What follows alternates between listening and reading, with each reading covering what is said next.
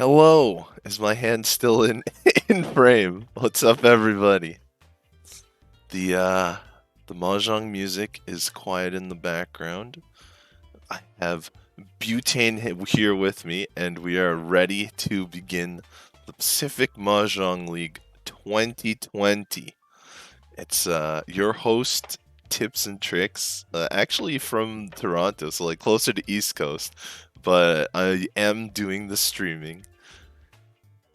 And I'm here with Butane, a longtime mahjong player and expert on all things mahjong.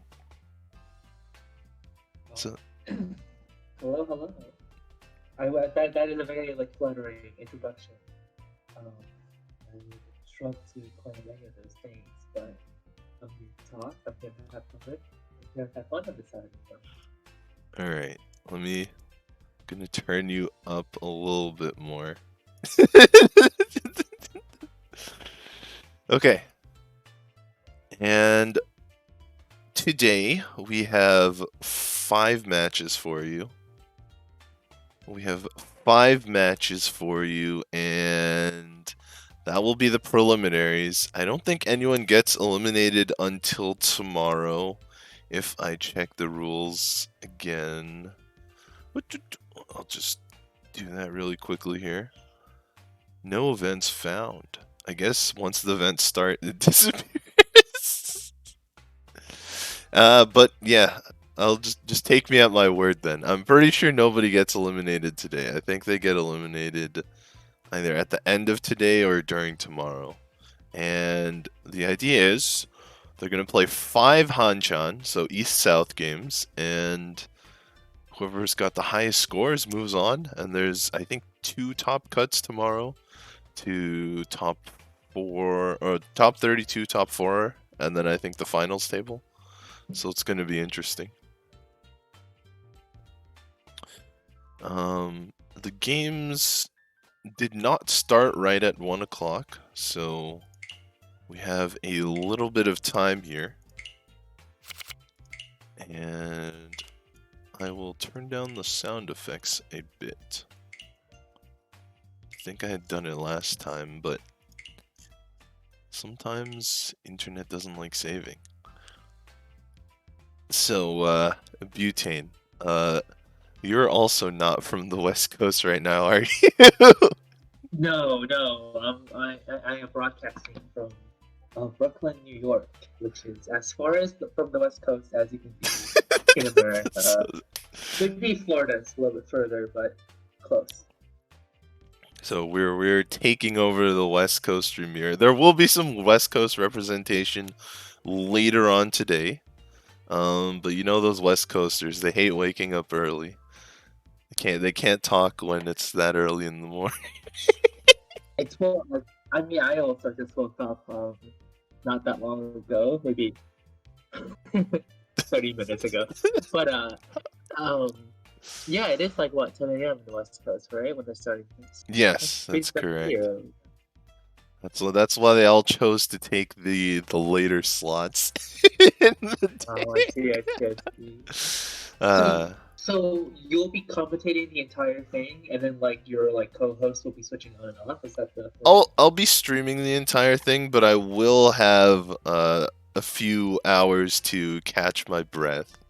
I know Okay. there's some people who have shown up just for me, my loyal viewers, thank you. But I will have a few hours where I'm just be handling the back end, so I don't lose my voice too fast. Okay. Because there's also tomorrow, right? Yeah. Wow. It's not my first rodeo. Not your first. Are you a seasoned veteran? Mm. It's funny. I've done so many recently, but I still don't think I have 1 year of experience commentating. At least not mahjong. I used to do a lot of other things, other video games. If you look deep into the archives, when you used to be allowed to archive videos forever, you can still archive highlights if they're short enough. But Twitch has changed a lot over the years. I've been around almost since the beginning. So we still have more than 5 minutes to go. Some people are not quite ready. Well, there's no standings as of yet, but there is an exclamation mark, a standings command. It's in our page. It's in the title, and with an S, Shrimflick. But yeah, the Pacific Mahjong League has their own website, so it's gonna look nice and stuff. As opposed to just being a Google spreadsheet like most of my tournaments are. We got some heavy hitters this tournament as I look through the list here. Wow. We've got some of the previous players here. So we can see the Pacific Mahjong League had done a league because of I guess COVID-19. They had done an online league, and we have the top players, Ashy, Queenie, and Point, are all participating in this tournament, if I'm not mistaken. So that's going to be exciting. We have representation not just from the West Coast, though. We've got some East Coast, some Canada, some Europe, and I think even a little bit in Asia as well. So the worldwide online tournaments of Mahjong. It's sort of been a trend thanks to COVID. We haven't really been able to host in-person tournaments, but because they're online, people from around the world can join, basically. I think it's like the first time that it's been in this format, which is very exciting. Yeah. So, which table are we going to be viewing? That's the question. That is a good question. I think so. All There. players have rated up, so the games will be starting now. Yeah. 5 minutes till we are able to view them. Previously, I have used the wheel. Are you familiar with the wheel, Butane? I am not familiar with the wheel. Please introduce it for me and the viewers. All right, the wheel here. We've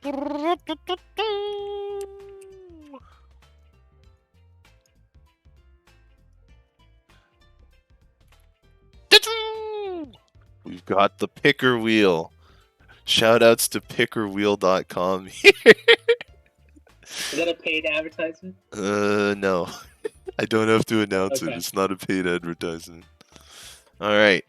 So, simply, for the first match of the day, usually don't want to be biased, and I want to have the chance to get any table. And they have just begun, so we've got a 5-minute delay here. It looks like there are 16 tables, so let's add a few numbers here. You're getting behind-the-scenes look into the wheel setup. And we'll give it a spin. Do you have a favorite number in between 1 and 16, Butane? I wouldn't say so. Maybe like 7. All right, but 7 for you. It's very tenuous. How about you? I'm going for Sun though here. Number 3. My wheel. My wheel is even colored green for a reason.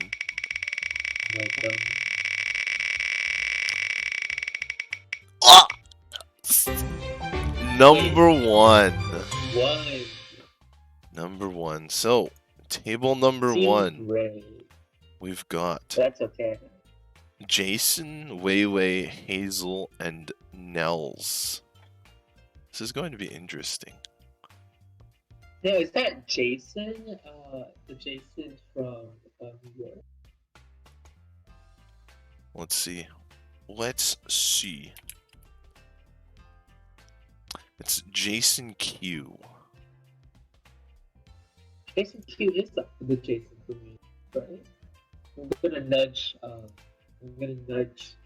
Claire who's sitting next to me. Yeah, either Claire or you can nudge B-Chen who's running the tournament, but maybe B-Chen's a little busy. Is the Jason Q who is in the first And then Andres. Okay, it is New York Jason. So that is like his first tournament debut. Don't ask questions. I'm engaged. Okay, sorry. That I is think that is his first tournament debut. He's a relatively new member of Ichinomi. Um, the partner of Andre, um, Hanem Andre FC, uh, of Reaching Out and Reaching Nomi NYC notability. I don't know the other players though. word. Well, at least we have a one from your neck of the woods, right? Yeah, I had to confirm, but it does seem so. Yes, one for my. Alright, so let's get the game up. 2 minutes to go. I will set up all of the names as such. Gotta save. Everyone's got 0 points so far. No handicaps this tournament. You ever played in a tournament where some players had handicap score? No, I have done. How does that go? I mean, they just get points at the beginning to help them try and win, right? It's pretty straight up. Like, I've never played in an official tournament with it, but when I've played on Sega Mahjong, it kind of works that way sometimes. Like, when they shuffle their guest pros in the late rounds, they give them a little bonus to make up for the preliminary scores they don't have. See, wow. Yeah. It's not... I say it's not really a thing in the Mahjong world, but it is a thing in some of the online clients. Just so that their guest pros don't have to play the whole time. All right, and it looks like we are getting into it. Oh, it's still loading. Hold tight. Hold tight. We're almost there.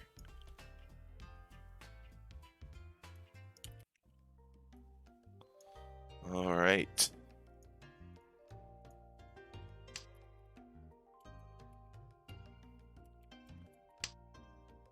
And here we are. We've got Jason in the dealer seat here. Lele in south. Hazel across in west. And Nels on the left side in north. Interesting hand here. Jason's got I guess it's not worth all that much, but it looks pretty fast so far. It all depends whether you can use this east door here. And way on the right, already discarded 2 wests after a north. Their hand not looking too great yet. Across the table, Hazel's hand not looking too bad. It's got a couple Ryanmen weights, but no filled melds yet. And on the left, Pot Roast has 1 completed meld. Yeah. So whose hand do you think is currently looking? So I think So we see that. Jason's probably looks the fastest here. Even with a off chance of calling for Tanya or all simples. So actually, I thought that was a very interesting poem from our tournament. The person across from us, Hazel. The hand had started with 4 pairs, which usually one would say has high Chitoicity. Yeah, it's gonna and be it's interesting to be a toy toy now, which is an which is a new direction for me.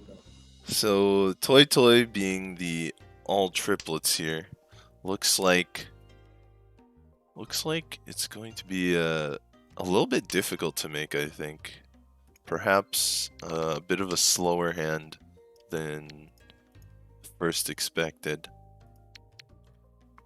Oh, you mean Jason's hand? No, Hazel's hand across the all triplets, the toy. Yeah, we're 2 content of that, so that's 2 away. That's true. Here we're looking at Jason throwing the 3-1.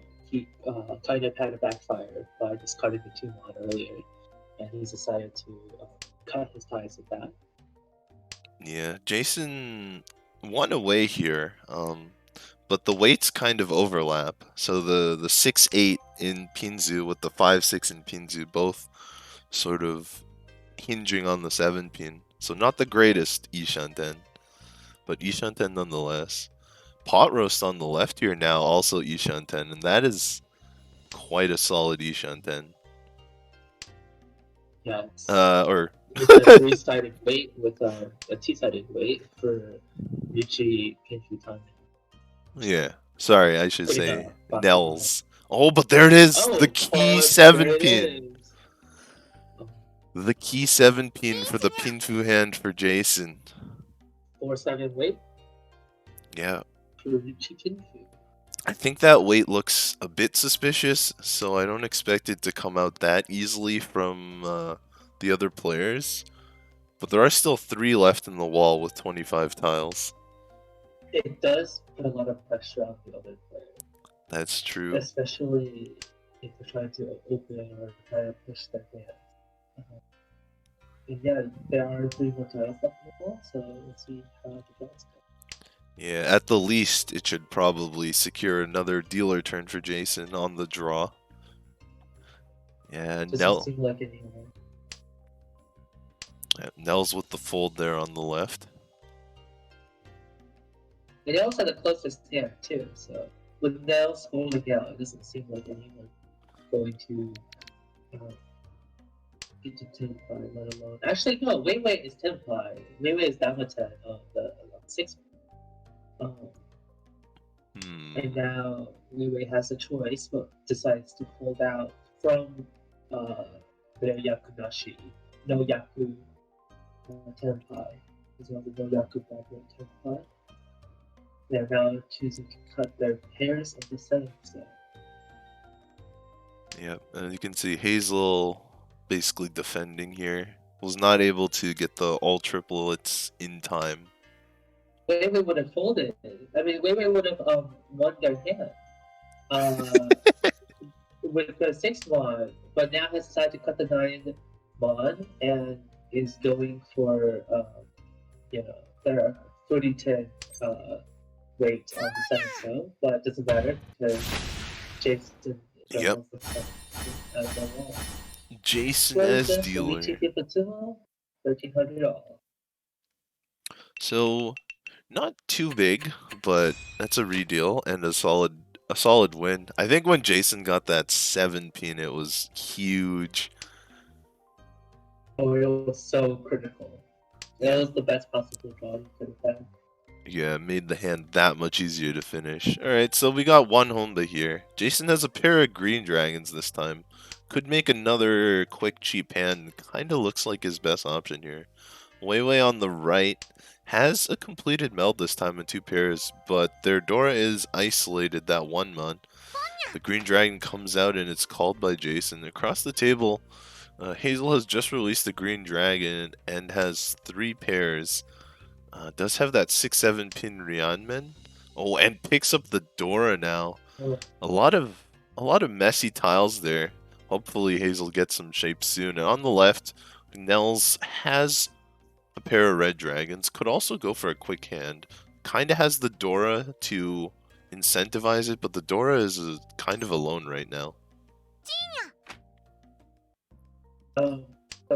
Hazel's hand, I would say, has high simplicity once again. I think Nels might be looking to call the hand down, but it's looking to be 1,000. Yeah, and Dora has already been. Nels discarding the Dora there, as you said. Sometimes you gotta wonder if it's worth it for the possible chance of drawing it versus the danger of dealing it in later. So sometimes the Dora has to come out early. It doesn't seem like any of the players other than Hazel currently have a good chance to be the Dora. We see Wei Wei cutting the Dora already. And this is a no red Dora tournament.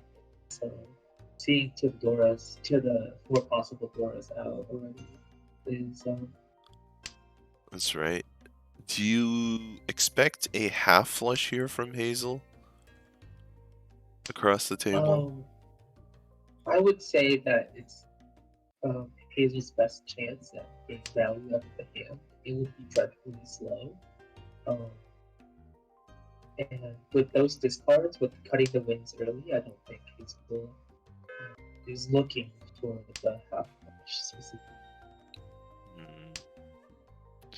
You can It see. could grow naturally. Oh Oh my. my. Yep. And out comes the north. Hazel could possibly even be looking at a full flush at Chinitsu, but that would be still 3 tiles in the wrong suit to clean up.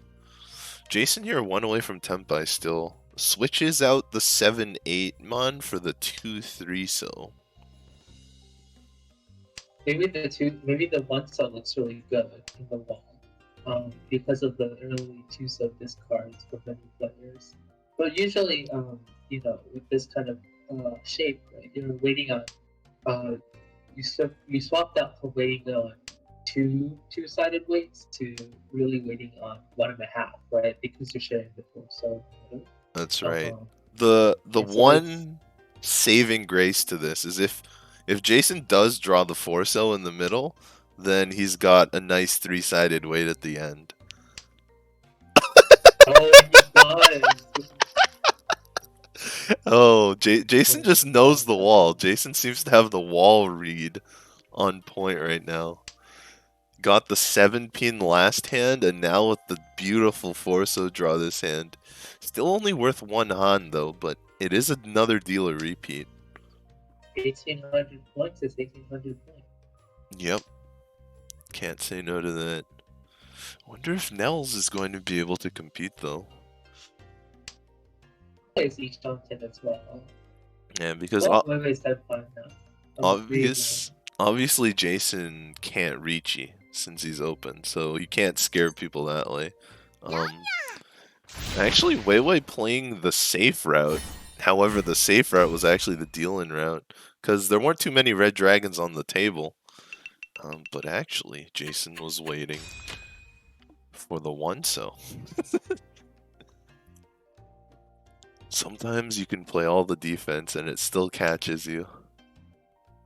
Immediate draw of Dora for Weiwei here. So Weiwei's going to hold on to that, but it's not very connected. So starting with the dealer here, Jason's hand is actually looking pretty fast again, and he just got a pair. That is solid. Jason, I think 3 away? Short. No, 2 away. Yeah, 2 you're right. You're right. It's going to be basically impossible for Jason to call any tiles here, I think. I don't see any Yaku other than Pinfu or Ricci. On the right, Weiwei just fixed a 1-2-3 pin into the hand. Still has that isolated Dora, still has to worry about that. Hazel across the table has a pair of Dora now, and an Anko, a closed triplet of 7 so, and another finished meld in 2-3-4 so. Wow. Yeah, 1 away from Tempai. On the left, Niels is no slouch himself. Niels 1 away from Tempai as well. Jason's 1 away as well. Jason draws into 1 away from Tempai with this 4-pin triplet. However, it looks to be probably a bad day or a bad. It's going to be either a bad shape or bad value. Yeah, Weiwei also 1 away from Tempai now. So by the first line, everyone is 1 away from Tempai. And Jason misses the Tempai. And Weiwei looks at the shapes, size of Dora to improve their efficiency. And Hazel draws into Tempai. That's a big hand. That is huge. That's a really good Tempai as well. Well, it's not perfect. They take the Ricci for the 9-pin 1 long weight. Yeah, looking for Dora 3. Oh, another Tempai. Got 2 players Tempai on the first line. 2 players Tempai on the first line. Yeah. Oh, Hazel gets the con. Uh-oh. Oh, it deals in. That's the wrong tile. That's the wrong screenshot tile. Oh. Oh, that's heartbreaking. Sometimes it just doesn't go your way. Khan gives gives luck, but it's not always your luck. It gives somebody luck. Alright. So what are we looking at this time? Got Weiwei in the dealer here. Has a pair of white dragons, but currently it's their only pair. Never mind, just drew a 4-mon, so now they can call the white dragons with Nestor. Actually cuts up the 8-9 mon weight in order to keep the East. East I like is that greed. double wind, so it is worth I it. like that greed. That was an inspirational level of greed. And I totally support this move. Yeah, right at the I think very other- beginning of the tournament. Cutting a pinch on that early is not a bad thing to do. Everything. That's, Keeping the East allows Weiwei to have the potential to make this hand more than 1,500. That's very important this early on. That's right, and Weiwei's just drawn a green dragon. That now leaves 3 players with a single green dragon. On the right, Hazel has a nice Dora connect in the 7-8 pin. Nice Dora shape there, as well as some decent shapes, but still no finished melds yet. So still 3 away, I believe. Nils across the table, collecting a lot of Sozu tiles, and they're all very much paired or tripleted up, other than that 3-so, but the 3-so can still connect to the 1-so there. We'll see, Nils not really, or Nell's not completely going for a flush yet, though. And on the left, Jason basically has Tanya, it looks like to me. Whether open or closed, we'll have yet to see. Weiwei not poning the 4-mon. Looking for value in this hand, though they did just drop the East tile. Actually, there are no other Easts out, so this might have been a lucky time to hold on to the East, but Weiwei's hand is forming pretty well without it. 1 away from Tempai now.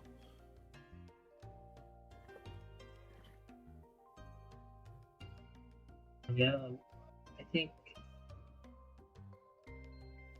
Jason's kind of a weird conundrum where he now has 4 pairs or 3 pairs, 4 pairs, and it's kind of stuck between this, like, do I go for the G toy? Do I go for a run-based hand? Kind of.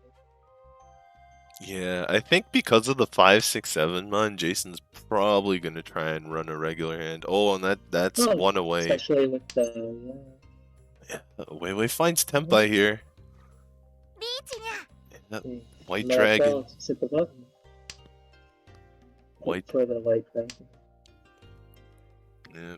And Nels unfortunately draws that isolated Dora, basically confirming their fold across the table. Hazel also throwing safe tiles for now. Will Nels? Nels draws the white dragon, but they're playing most defensively of all the players, and so it's not going to come out for a little bit at least. Yeah, not until at least all the safe tiles are gone. What are we looking at in terms of safe tiles? I think Nels might actually already be out of safe tiles. There is the 1 pin Suji. There's the West, which is 2 cut. Yeah. That is anything. Yeah, West is definitely safer than the White Dragon. Not 100% safe, but definitely safer than the White Dragon there. With the 4 pin. Oh yeah, that's right. The 1 pin Suji. Yep. So Nels is good for quite a few turns. Oh, and Nels draws another safe tile here. You can see the 1-mon cut was not exactly safe from Hazel. So Hazel might be looking to try and turn and win this hand. It was fairly safe though. Jason fighting as well. Jason. The 2-pin force so sham. Yeah. Unfortunately, Jason did not get Tanya in the end. Drew the 9-so. So I had to Ricci for Yaku if they want to roan on this hand. It's always a dilemma when you have a one-han hand and it has Ricci as its only Yaku, but you have to face down another Ricci. Especially when the weight is not so good like this, it's kind of very scary. Yeah, but Jason looking for first place here. If Jason wins this, they'll take first temporarily.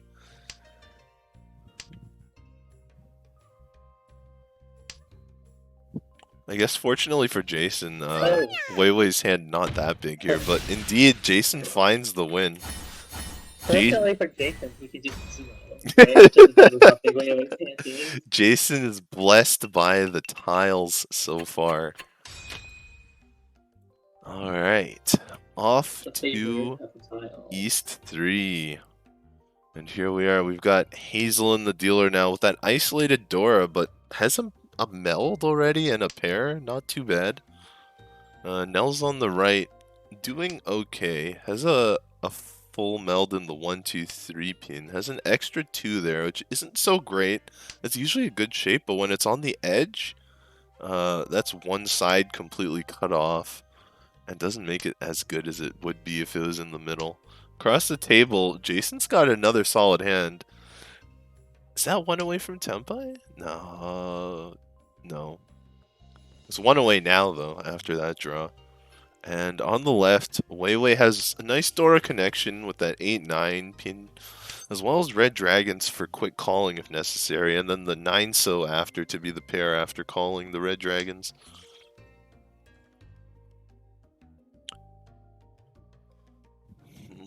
So This seems that the quickest perhaps, even though the shapes are. He will have to call Richie like it. yeah. Weiwei can open the hand, but the shapes are quite poor. It'll be interesting to see how they build these hands. Oh, I want to see what Jason makes from this. Will Jason hold the 2-3-4 so? Or will he go for it all? There's so many different things that could be made with the rest of the hand, but the 2-3-4 so really is sort of a stumbling block on value. Yeah, a stumbling block, you would say. Yeah, exactly. It's definitely something that. Oh, but he's real meant to have 2 sides away. I'm a 6-month for thing. He decides to just take it. Yeah. I think, all in all, putting that kind of pressure on, it's already the end of the first one. And there's his tile. So Will Hazel as dealer is encouraged to be a little more aggressive here.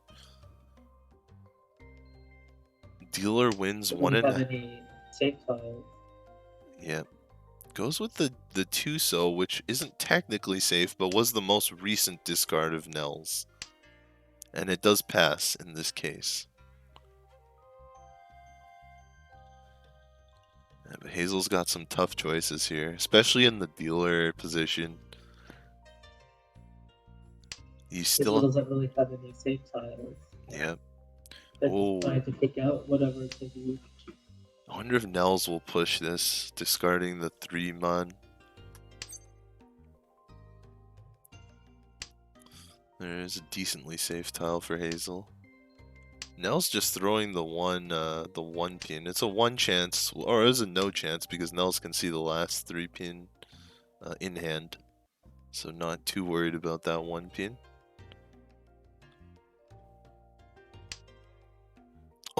Oh, Jason sumos once again. But it's a cheap hand, unfortunately. Yeah, didn't get the Ipeco on it.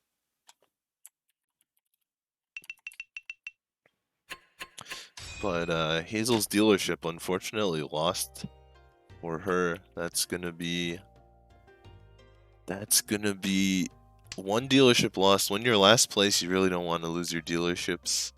But sometimes you just can't do anything about it, right? It's just how it is sometimes. Fairly early, Richie and Hazel's hand was still extremely undeveloped. So Yeah, not much you can do about that. Exactly.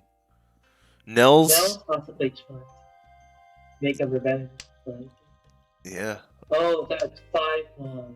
Beautiful. 1 away now. 1 away with a really good draw. Jason. Hopefully they can find a 6-pin somewhere for the side characters. That would be pretty cool.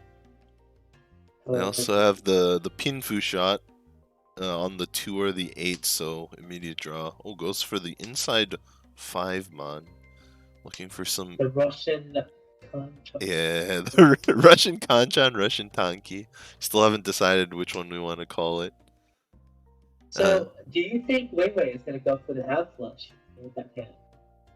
I think it's close enough, and considering the 7-9 discard early when Wei Wei has 8-8 mon, I think that's what they're going for. But unfortunately, their 7 pins have dried out. Jason has a pair, and Nels just cut 2 more. So there's no Yeah. more 7 pins anywhere in the game. I- So Wei Wei is in a tough spot for this 8-9 pin. Yeah, I do think Wei Wei has a chance of getting it from Jason. Oh, Yeah. He needs really needs to key. And Cause she they do. That's a confirmed half flush. yep. I mean, on the rare chance it's White Dragon only, I would be very surprised. That is such a tragedy. Hopefully Wei Wei can get the White Dragon as well. Cause half flush on its own, you do a lot of work for it, especially open, and then it's only worth 2 Han, like a 2,000 point hand. It often feels very underwhelming. Yeah. So Nels has an interesting weight here. Can get the 3-so, 6-so, or 8-so here for a nice Pinfu Tempai. Of course has a bunch of other different Tempais that they could make as well. Jason actually won away. Yeah. Jason still won away, but a few less options now. And Wei Wei collecting on that one. Wei Wei won away now. White Dragon. Why even pull out the Itsu for the manga? Yeah. Yeah. It's actually quite possible here. But they would have to get both Itsu and the White Dragon. It would have to be two perfect draws or calls. Of course, Jason might actually release the 2-pin at some point to Wei Wei if Jason gets some different shapes. If Jason picks up a 4-pin... Oh, actually, no, they won't because they discarded it. Oh, this is a bit reachy. If there's anything. Nice Pinfu Tempai. That's right. Immediately, Wei Wei is forced with a very hard choice. Yeah, so Wei Wei goes with the 1-out tune, the 1-out Red Dragon there. It passes, fortunately for Wei Wei. And there's Suji, Terminal Suji. So Wei Wei hasn't had to fold yet.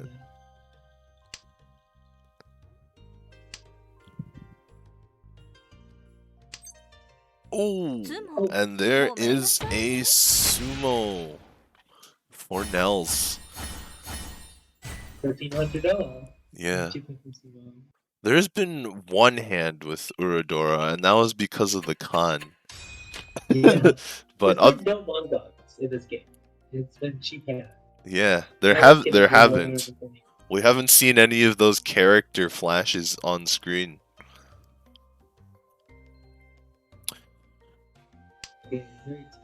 Yeah, so Nels here has an okay hand to start. Has a couple pairs and 7-8-9 pin. Again, the 7-8-8-9 pin shape on the edge. Jason going quickly here. Let's see if he wants the half flush or just the White Dragon only for a quick hand. Might be able to collect Dora as well. Across the table, Wei Wei has actually pulled a pretty exciting hand here. One away from Tempai on a pure straight and Ikitsukan. It's worth 2 Han closed. Add Richi to it. Oh, but pulls the Dora. Pretty scary tile. Holds on to it for now. On the left, Hazel's got an okay hand. There's a chance for Ipeiko on the 6-7-8 mon. But no pair, and really, other than the Ipeiko, no good shapes.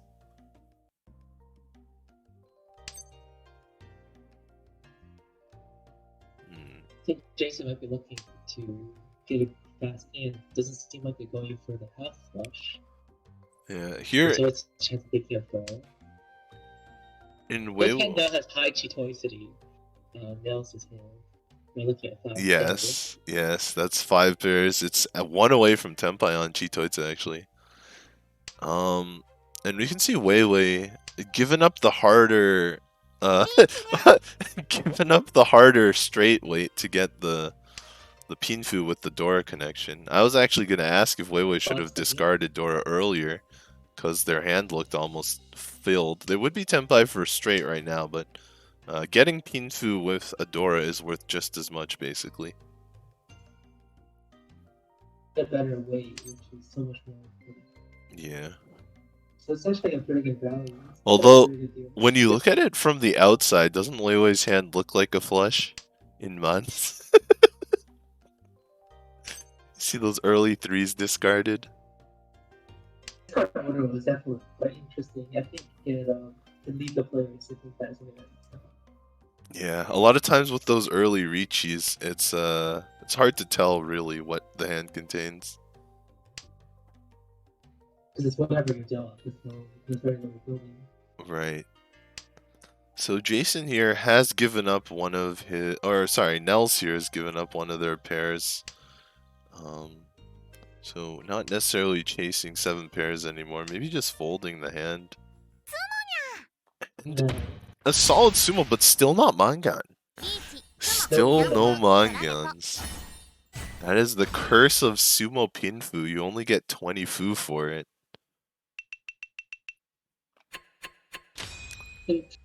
Plus a home bus for 27.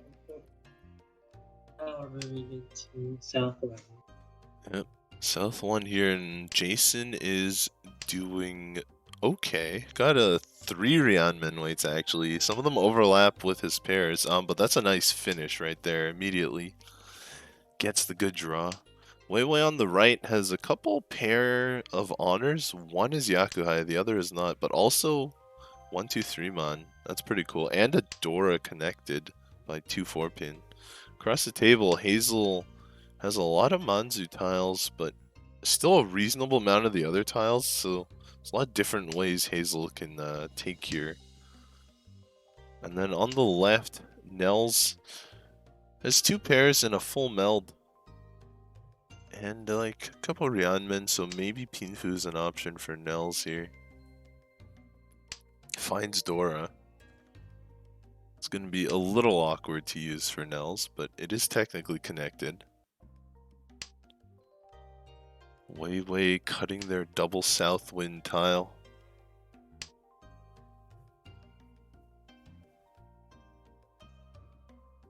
Jason looking at doesn't take the 2, 3, 3, 4 weight here. Jason's still 2 away. Jason still wants to see a pairing up with Dora, but has some good shapes. Yeah, you were talking earlier about how there are no red 5s in this tournament. So even if you don't have the Dora, just the ability to use the Dora if you draw it, or if you have a final weight on it and someone discards it, can be worth a lot of value for your hand. Unfortunately, Jason doesn't find the Dora weight here.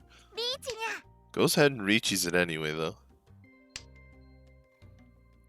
Dora shows up on the immediate next draw for Weiwei. Weiwei's hand is looking like it could be open 39, but we're still kind of far away from 10, and the dealer has reaching, so it's kind of a tough situation for them to be in. Yeah. Hazel's hand is decent, but probably folding is in order. Oh, Jason misses out a different kind of way. But I think that's a dealer just taking this reaching. It's only 2 4 mons left in the wall, but by putting out a dealer reaching, you are again putting so much pressure on the player. Yeah, I actually don't think we've seen a challenge to a Ricci this entire East round. And maybe that's... people who like chased, right? For example, when Hazel caught and dealt in. Oh, that's true.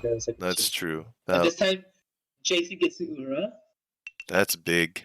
That's big. Doubles the value of the hand. Huge. And now Jason is looking at another decent hand. I really want a 3, 3, 4, 5 Sanshoku out of this one. We haven't seen a Sanshoku yet this game.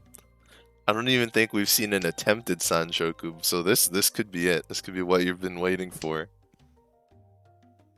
On the right, Weiwei could have a half flush, and already looks like they're making the discards to do so. Across the table, Hazel has a pair of green dragons and 2 other pairs as well, an isolated Dora. Sometimes with an isolated Dora, even 3 pairs is enough to go for 7 pairs hand. Just because you want to use that Dora. They're setting up a Fuji trap for it, if that is what they're going for. Yeah, that's true. That's pair number 4. But Well, Hazel does have 6, 7, 8 so finished. So that's going to be a dilemma. They're hedging their bets and not committing for now, which is fine. Yeah, and on the left, Nels has been building a hand in the meantime. Also has their own shot at 345 Sanshoku, right? Both Nels and Jason Yes. here working on 345 Sanshoku with 2 tiles away from it. I think Jason's actually just 2 tiles away from Tenpai, period. Hazel has decided to call it instead of going for the cheap. Yeah, that's going to make the Dora a lot harder to use for Hazel, but it will speed up her hand a lot. As long as she gets the green dragon.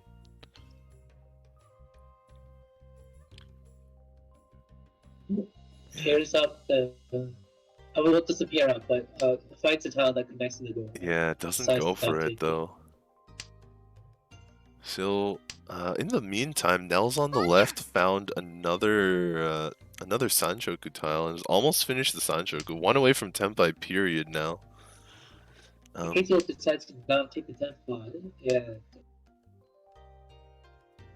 Collecting Goes out Dora. the door instead. Yeah. Maybe scared of it dealing. Oh, finds the 7 that'll connect again, but still doesn't take it.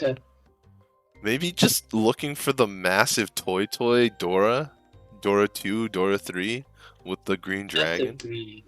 Yeah, just That's going. agreed, but the Doras are still on the wall. So Yeah. it's a matter of whether they come to Hazel or not.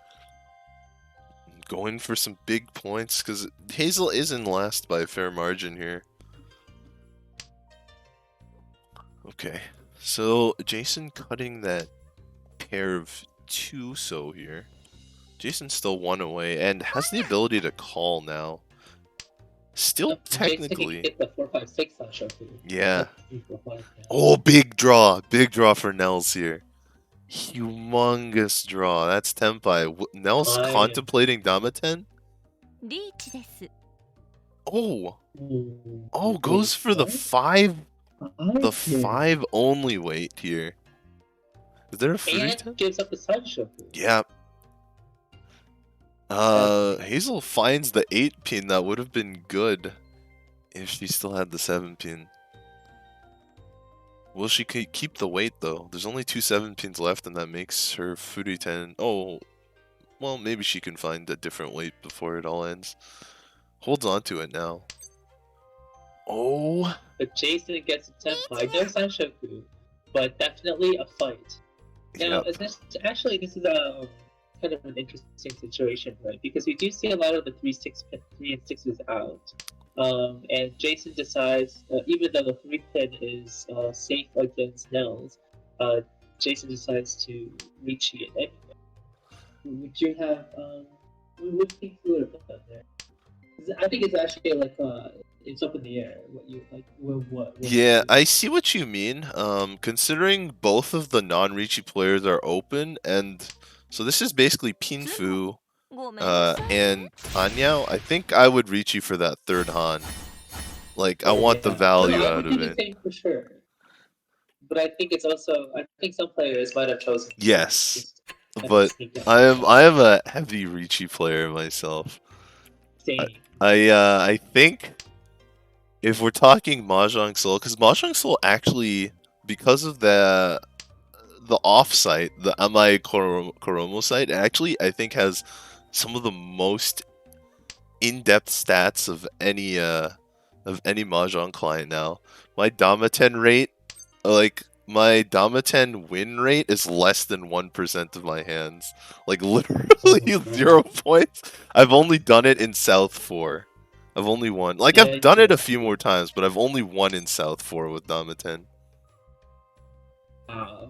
Yeah, I mean, that's, I would say that's a very familiar playstyle to me. Being a player that was forged in the hell of Baltimore, Maryland. Where Ricci is worth Playing so much more than one Han. where Ricci is worth so much more than one Han, and, we're famous for having a player whose, notable quote is, "What part of Ricci do you not understand?" You just gotta And click the so, button. you just gotta click the button. Yeah, In actually, most circumstances, clicking the button turns out to be the right thing. Weiwei here did not click the pawn button earlier. We were talking about Ricci, but Weiwei had a chance to pawn the east on that second and didn't go for it. Maybe looking for more points here. They are I 11. agree, I love it more value. Yeah, 11,000 behind second and about 15,000, 16,000 behind first here. But it looks like this hand might just be too slow without that east call. It's really held way back here, because with the east call, Weiwei could also have called the 6 pin. Also finds the south here. Maybe he can move to 7 pairs. Speaking of the other players, like Hazel is 1 away from Tenpai. That's not a bad hand. Doesn't seem to have too much value on it, but it should come together pretty quickly. That's hard. Okay, so Yeah. they're not doing a 7 pair. They're just going for trying to get a pair way of. Yeah. Well, Weiwei is east 1 away and from south. Tenpai now. There's Nel. also, Oh, the Dealin tile, the Sanzo on Nels here. Oh, and Jason avoids. Thanks for converting. Deft evasion there. Oh, and Weiwei goes for Nachizuke. Weiwei be the dealer. Win them both. Oh, it's south round. It's south And round. the south gets drawn. Yep. Oh. So there it is. 1,500 points. It's definitely a lot slower than I'd expected, but it came through in the end. And Still had to call. This time Weiwei starts with an uncle, a triplet of the Haku Kyojaku. This is already just 2 away. It's looking to be a pretty decent hand. But we'll have to see whether Weiwei can build value out of this. Probably reaching would be preferable here to maximize the Yeah. This is one of those situations where Oh. I don't know if I would call the East. Yeah, I would be so hesitant to call it East. You can look for so much more here. You can go for Ipeiko, you can go for San Uncle, 3 unclosed, triplets. There's just so much that you could go for with this hand.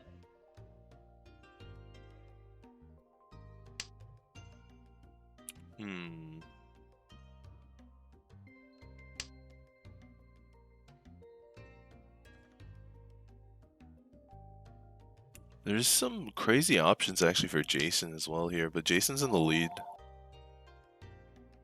Jason playing in Germany would be pretty straightforward. Jason decides to open up for a fan.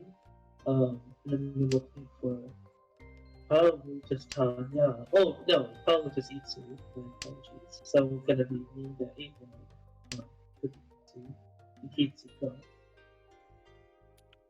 Yeah, and Nels across the table is trying to make some use of this Dora. The rest are actually still on the wall, so Nels in a bit of luck here with that. Jason calling. Jason going for the full flush. Yeah, I mean, technically he could still just make Itsu. Yeah. Like Hazel's doing on the other side. Hazel has the 2-5 pin weight now. Yeah. Do you think you would have called that as Weiwei to get Tenpai here after seeing the calls? Probably. I think the hand needs to get going, and committing to a 2-side debate is no problem. Yeah, there it is. Another chance. That's another tile that also reduces Weiwei's final weight. Right? Every 7 mon that comes out is another 7 mon you can't have in the final weight. But Jason here, Tenpai for the full flush. On the 8 side. Yes. Has an option to switch it to the 6-0 here. Doesn't take it, would rather have the draw. But what they switched to the one sub, I think that I would switch to the one sub right here. And we'll see what they take. Oh, they do switch it to the one sub. Yep, goes ahead. There's only one left in the. Yeah, there's only one left in the wall. Hazel. Hazel. Yep, Hazel finds the Itsunomi. Small hand, not really enough to bring her back into the game, but now it has brought it to her dealer turn. And this is her chance to strike gold. This hand, not really looking too gold. This is maybe like a bronze-ish hand. It's got 3 pairs. Yeah, this is not too easy. Sorry, go ahead. Nels and Jason both with Yaku high pairs. And they're jostling for first and second place, which means that they will probably be trying to through the Hazel's dealership and just get it over with. Yeah. So that they can settle their contention in South 4. They're both in like the perfect point positions to accept the cheap hand as well. So this is going to be tough for Hazel, but Hazel has drawn pair number 4. If you believe in Chitoitsu, you just have to believe you can win it. That's hand now has rapidly increasing Chitoitsity. Extremely important. Yep. And then our last player here, Weiwei in the north slot, sitting on 26,900, doesn't actually have that bad of a hand. Just can't use the Dora for now. Like, their hand has definitely been moving towards Pinfu pretty easily, with an off chance of Sanchoku. Like, probably not, but it might happen. Looks like Hazel is committing to 7 pairs here, but still has the option to go for other hands, because her tiles are still pretty connected. And Weiwei gives up on Sanchoku, so just convinced that Pinfu is the way to go. Has a chance at Tanyao now, though. Pretty rare chance, but still a chance. Jason did get the call on the Green Dragon from Nels in the meantime. Jason looks to be 2 away still because, no, 1 away. Yeah, that's a 1, 2, 3. That's not Tempai though, that's the wrong one. So Jason's still 1 away. This is going to be interesting. Hazel certainly needs a lot of tiles, and that is somewhat of an unfortunate tile, but Hazel could try and use it for 7 pairs.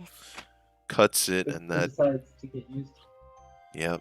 That gets Nels further ahead. Nels does have that Dora that they've got to be a little careful with, though. More doors in the wall, though, so we can just see where they go, whether they're sitting in the dead wall. Yeah. Hazel's hand is getting further stuck because now she's got 4 pairs in the run, so there's no clear direction for this hand. She decides to lock in the pair. Lock in the run. But now you're looking at 2 away and then ending up still in the pair away. Yep, but anything to keep the dealer turn, I think, at this point. Because this hand really is just... It was bad on draw, and it didn't really get any better. Just a little string of bad luck there for Hazel. That's Mahjong. It happens sometimes. It is Mahjong. And that's probably a call, yeah. Nels is going to be called, yeah.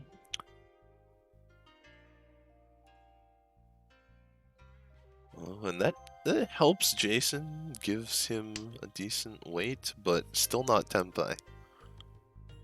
But close, with a lot of options, yeah. That's right.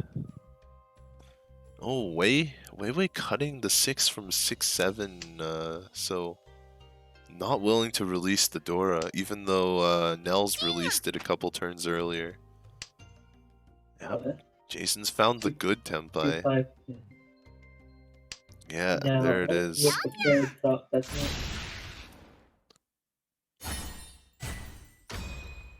Unfortunate for Hazel there. But Jason runs the game to South 4. Last hand, Jason in the lead here. a good showing at if what the media is telling me, if what Butane is telling me is true. This is Jason's first tournament game, so getting a win in your first tournament game has got to feel pretty good. It's gotta be so encouraging, and we really need Jason to feel encouraged about Mahjong for our own private reasons. Definitely, I don't want to be a bias or partisan commentator, but just like speaking as a member of each community, I see, like having more motivated players, especially when I'm just getting started in the hobby. It's very important. Yeah, but Nell's not going down without a fight here. I wonder, would you call the Champon the pairs for Nels here and go for Tanya, or like the 5 or would you just let it hit? Not yet. Maybe on the second row, I get desperate. But I think right here, there's so many. I would try to build for closed Ricci Pinky Tonyo at least. Um, Yeah. And Nels has only had options to call the 3-6 mon so far, just getting a couple threes from Hazel. that's a pass. So, word on the street is that this is Jason's first tournament playing without tips on. Right. Which is again a huge step, right? Especially if somebody is getting started playing on March Soul, they could be used to playing with tips and like relying on that to kind of like know their weights, know what Dora is, stuff like that. And so this is also a big kind of step. That's right. And So his hand is getting pretty good here. He's 1 away from Tempai with 2 Dora in it. But don't count Nels out. Nels no longer looking at Pinfu, but Sanshoku's still an option for Nels here. oh, but Jason's Ricci, Pinfu Dora, Ricci Pinfu Dora 2 winning on the 5-8 one. Yeah. That's as close to Hong Kong as we'll get this game, I think. No, that's not Tempai because of how the pair works. Yeah. No, but I do like locking in that shape because now you'll have a really good chance at getting the 3-4-5 side Shoku as well as being able to reach on almost any two-sided weight. So I think it's a great decision. Yeah. This isn't the Sanshoku that we wanted, but I think as dealer I would chase here. That's right. Especially this is your last chance. This is everyone's last chance. We're actually seeing not that much folding around the board.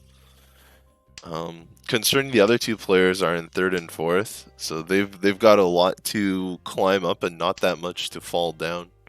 So. And we only see 2. Oh, no! The deal is. There it is! The first Mangan and the last Mangan. Actually, almost Haneman, but only 1 Ura there. So but, Nels had to fight it out, and this is how it goes. And Jason with a resounding victory. Yeah, unfortunate that extra Ricci stick actually put Nels beneath Weiwei here, so Weiwei takes second.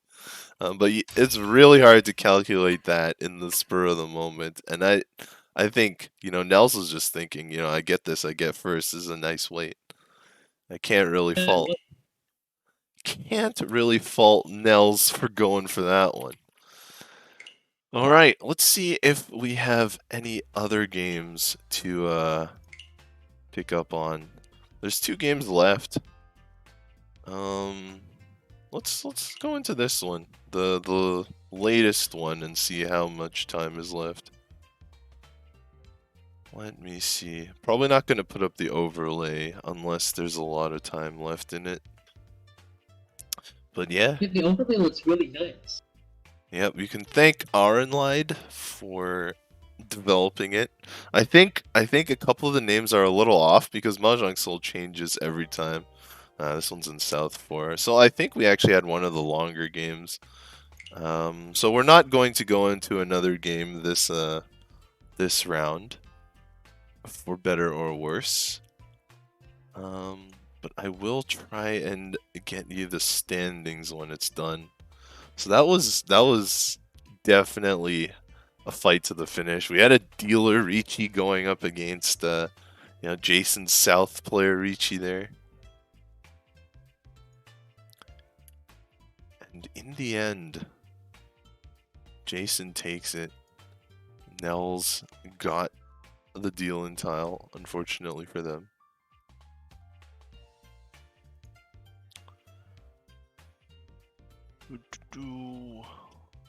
Let's see.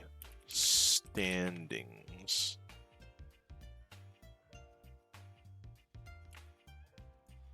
Yeah, I don't think the standings are quite ready yet. So we're gonna have to get a rain check on that. I believe there's another commentator coming in for Han-chan too.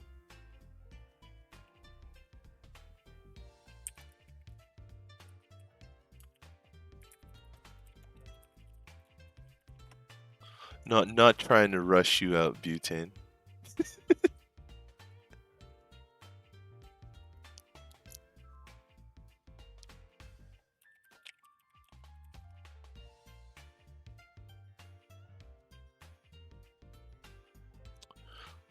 So we will take a short break while the standings are getting ready.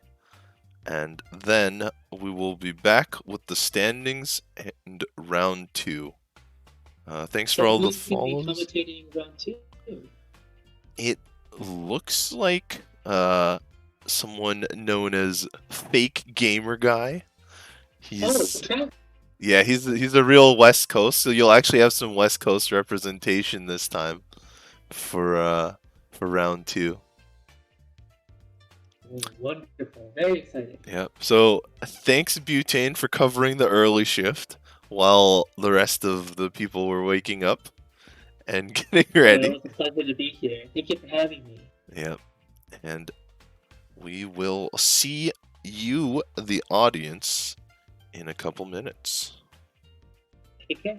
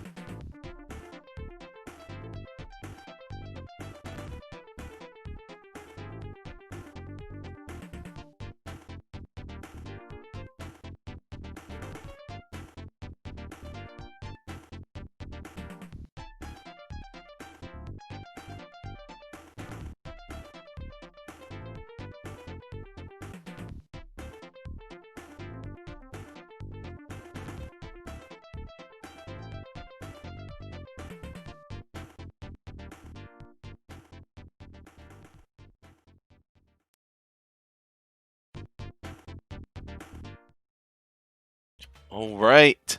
What's up, everybody? It's Tips and Tricks back here with a West Coast representative this time, a fake gamer guy. Howdy. Yeah. Look at that. Look at that profile picture though. That looks like real gamer guy right there. Yeah, I think that was actually taken by a real deal photographer, a portrait photographer, and everything at a an actual esports event. But I was a staff member, not a gamer. So that's what made you fake because you're the staff member instead of the player. That's one of the things that makes me fake. Uh, all right. So what brought you here to commentate PML? Well, so with the what are we calling it? The current situation, um, my work schedule has become more erratic than usual, so I'm not able to participate in a lot of the online tournaments because we get a lot of work sort of last minute, so it's difficult to register for an event a couple weeks out and then 3 days before the event have to drop out because I'm not able to attend anymore. So all year I've been pretty much just subbing for the different tournaments run by different people that I know. And so rather than registering for this tournament, I asked PML if they needed any subs for the tournament. When I found out that I would be able to attend a couple days ago, and they said, yes, it turns out we do need subs, but also we could use some additional commentators. So here I am. Nice. So you were on the staff here, doing a number of different jobs. Have The Swiss you? Army knife. Yeah, you said you also staffed esports before. Have you staffed Mahjong before, or have you only been a player? No, I've done a bunch of staffing. So most of the tournaments that I've attended, well, maybe half the tournaments I've attended, have been either as staff or as a sub. So I'm part of the Seattle Ricci Mahjong Club, and so every year we do the Seattle Open. And the first year we did the Open, after I became a club member, I was a sub, and then like the second year I was like helping to. It was a combination of like subbing and helping like with the administrative tasks and stuff like that. Um, I think the first year that I actually participated was back in February. So yeah, typically when it comes to mahjong stuff, I'm usually more of a behind the scenes or a supporting role. Cool, cool. I myself have been staffing only more recently. Because so I'm from Toronto, Ricci, and we we've held one small tournament, and we were actually just getting ready to kick into high gear, I guess you could say, before COVID happened. That was unfortunate, but Yeah, sorry, go ahead. I was gonna say my day-to-day job is actually in esports broadcasting. The company that I work for, we would travel all around the country, all around the world for different events like Magic the Gathering or like Halo or Call of Duty, stuff like that. Either for the companies themselves, Right. for the tournaments that they want to run, or for um, other sort of third-party events and things like that. And yeah, it was kind of the same thing. We're getting ready for, a lot of this stuff is, spring, summer, everything's getting real big, getting ready for our international travel. And then it's like everything got canceled or postponed all at the same time. And it was like, oh, cool. But I mean, just like all of the mahjong stuff, all of our broadcasting and tournament stuff has been, all online now. So we bring in remote talent, remote gameplay. Pretty much everybody kind of dials into our studio in Seattle, and we do all of the switching there, as though they were in the studio, but everybody is safely at home. Fair, fair. I've seen a couple different presentations, and it's interesting to see how they do it, because obviously at that kind of level, you're you're trying to make it like a little less obvious to the viewer, right? That everyone is completely isolated in their own room. Yeah, So I mean, the viewers typically like kind of know and understand what's going on nowadays. So, like if we bring in, like a gamer for an interview after a match is over or something like that, everybody knows that they're not going to be in a professional studio, so the lighting's going to be bad, the cameras are going to be bad. So we have a lot of leeway there, which is really nice. Um, but yeah, like when we want to bring in the actual hosts of the show or something like that, and everything is dependent on their internet connection quality. We'll start the show and everything looks great, getting a nice 1080p feed from them, and then a minute and a half into the show, one of their kids gets on Disney Plus, and then just everything looks like garbage after that, and it's like, oh my god, no, this is. Yeah, that's my excuse, right? That's why my stream looks like that. So it looks like we have a couple people still unready. The standings are coming in. We have a couple of results here. We can go over and take a look at them now. Oh yeah, there we go. We've got a 16 in there now. Yep. And they're on screen as we speak. So, actually, I'm not 100% sure how the points are calculated on this one. Because we can see a player with already plus 313. I think it's possible that, I think it's just multiplied by 10. So, in normal Mahjong terms, that would be a 31.3. But I believe in order to not have to use those decimal types when dealing with databases in the back, everything has been multiplied by 10 in order to only use whole numbers. Yeah, that's what it looks like. I was seeing that that 55 is the lowest positive score, and I'm like, yeah, that's probably a 5.5. So, right at the top here, we've got Soapy. Sophie here, at Soapy, with 31.3. And then we've got Raspberry Floof. And Floof this is an interesting name to see at the top already, because Floof won the Extra Lions Cup. And I believe you subbed for the Extra Lions Cup as... Not 100% sure. I couldn't put words in your mouth, but... I don't think I participated in that event at all, but it's a little hard to remember at this point because I get kind of called in at last minute. That's right. It was one of the more recent ones, I believe. In the last, so it started on Halloween weekend, and then last weekend was the finals. But Floof won that one, and we got an interview with Floof, and that was fun and interesting. And Floof is actually a fairly new Mahjong player as well, so it's good to see them scoring up here. Currently second, but we have a lot more to come. I believe we have 64 players, maybe a little less, but we had 16 tables. And then we have Amy here in third. So Amy Haiku, also from the Richinomi club that Butane was from. And Butane was our previous commentator, so I'm sure Butane would be happy to see that. That New York City club is quite big. They're quite big and they're extremely active.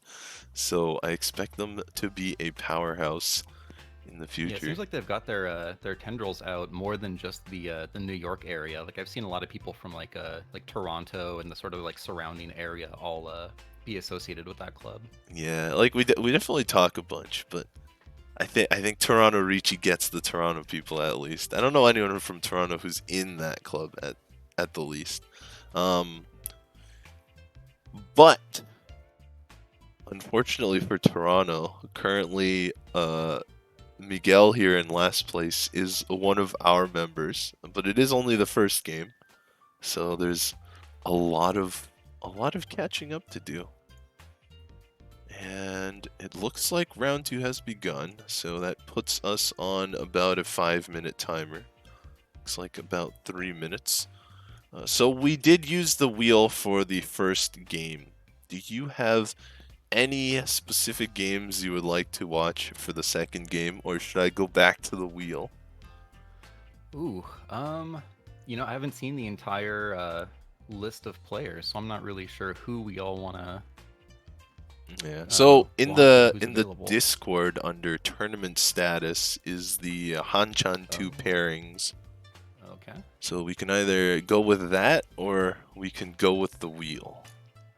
Well, we can go with the wheel or table 13 might be interesting. It's always fun watching how Rachel dominates the table.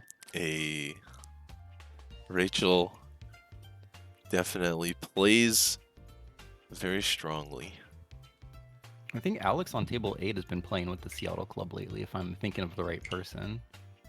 Yeah, I think you're right. But let's just go with the first one you said because I've already started working on it.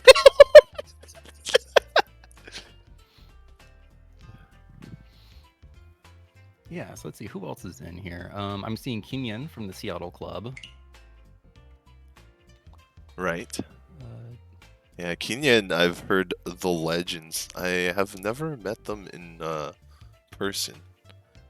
But yeah, she's a very strong player, but she's one of those players that doesn't give off that like table dominating aura until you've already sat down and you're like 3 hands into the game and you're like, oh god, what have I gotten myself into? a sneak attack. Yeah, there's always those players where you see the pairings and you're like, you just get that feeling of doom, like, oh no, like I'm gonna be fourth with like 8 points or something like that. Um, yeah, I don't know, like I know that Kenyan is like a very strong player, but I never get that like doom feeling until her fourth or fifth dealer Mongon. And maybe it's on purpose. Mm-hmm. Alright. So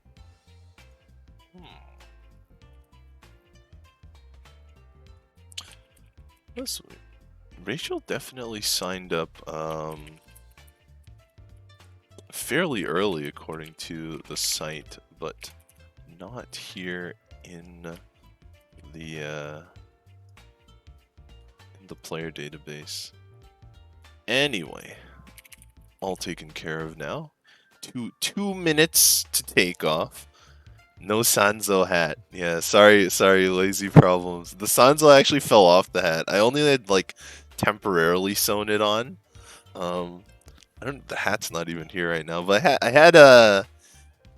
I don't know what the hat's actually called, but it typically goes with lederhosen. I got it in Austria, and it almost looks like a fedora.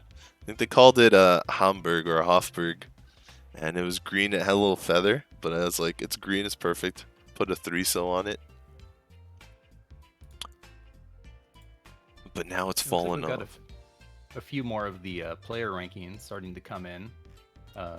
We've got a new player at the top of the pack with 32.6, Nobita-kun.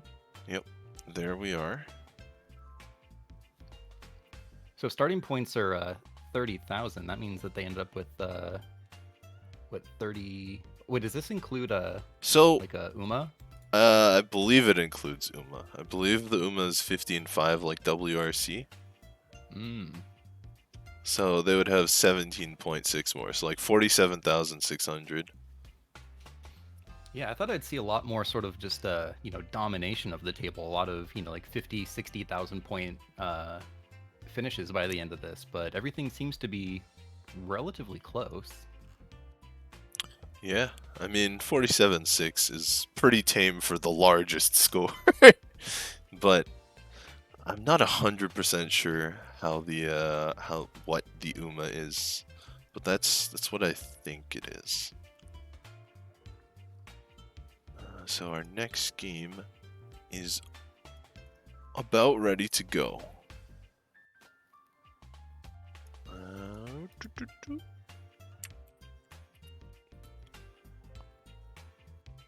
I also see John in here on table 5 from the Seattle Club. I think he finished first in the first round of the Kizuna League. Was that like a week and a half ago? I think it was last weekend. Yeah, they're still playing some Kizuna. The Kizuna thing has been definitely sort of a constant thing. But I believe this most recent cup, there was a Kizuna match part of the team match was played earlier this morning, and then there's another one next weekend as well. Oh. But as we get to the game here, we've got Rachel in the dealer seat. Jason here, actually from the last, the game we watched over there in the south seats. Jason's first tournament. Christian across the table, and James in the north seat. So this is going to be exciting. A lot of familiar names and one new name. Jason there on the right. Their first tournament. So here we have an Anko closed triplet of the one so here for Queenie, and Queenie's actually one away from Tempai. Not too much value, but could possibly get the Dora. That's aggressive. Yeah, we see James on the left. I mean, that is a Tanyao Ricci Pinfu hand. That's quite a solid and a pretty big threat. Fortunately for Christian, it's holding four of James's tiles here. Oh, but unfortunately, he drops one of them. Guess it's only fortunate until you have to get rid of it. Yeah, that's true. If you can identify the danger, then you're kind of like, okay, I'm good. Just, never touch these tiles and we'll survive. But all right, and now East 2. So pretty quick East 1 there. Rachel unfortunately losing her dealer turn. Jason here was really blessed by the tiles in the previous game. But so far, not so much with this high pie or the last turn's high pie. On the right, Christian's got two suits. Well, he's accepting the third suit into his hand now with the 3-pin. Not too bad of a hand there. Across the table, James has a pair of the red dragons to quick call and try and collect on that Dora that's pretty well nestled into the Pinzu suit. We'll see if James goes for the half flush or just tries to take the Dora down. And Rachel on the left has a pretty solid hand. Might not be able to call the green dragons here, but 4-5-6 Sanchoku. Can we take a look at the match? I did something bad. It's fine. Blame it on the current situation. All right, there you go. All right. Yeah, so Rachel definitely far out ahead here. And the other players are catching up though. James making moves, forcing his hand closer to Tempai by simply calling the tiles. Rachel getting rid of the green dragons for even more value here, it seems. Trying to add Tanyao and Pinfu in. Will be interesting to see. But I believe that did move Rachel back to 2 Shanten. Yeah, back to 1 Shanten now, so the greed has paid off for her. She's ready to cash in a Mangan, maybe even a Haneman here with this hand. James across the table did make Tempai though. Oh, but Rachel makes Tempai. That's the perfect Tempai. Guaranteed Sanchoku, guaranteed Pinfu, guaranteed Tanyao. It's all a matter of whether she can get the last tile. Jason here has improved his hand, but may be scared away by that Ricci from Rachel here. And honestly, rightly so in this case. This hand is monstrous. But nobody knows that except us. Actually, Christian on the right also seems to be 1 away from Tempai. So it's possible one of those 5 so might be released. That would just be unfortunate. One of those situations where you're looking for Tempai, but the truth is maybe you don't want that Tempai because it'll make things worse for you. Yeah, you start to put the pressure on yourself. There it is. Yeah, that is a big sumo. With sumo, I believe this is Haneman for Rachel. And with an Ura, for sure. It's actually Baiman with the Ura Dora. I missed one Han there somewhere. Not sure which one. Probably Ricci, to be honest. I was just adding all the other Han. All right. So now we've got Christian in the dealer slot. We've got all the emotes coming out after the biggest hand on stream so far. Rachel's Baiman. Yeah, that might be one of the biggest hands of the tournament so far. Yep. We haven't got any Yakuman reports in the Discord, so I'm inclined to believe you there.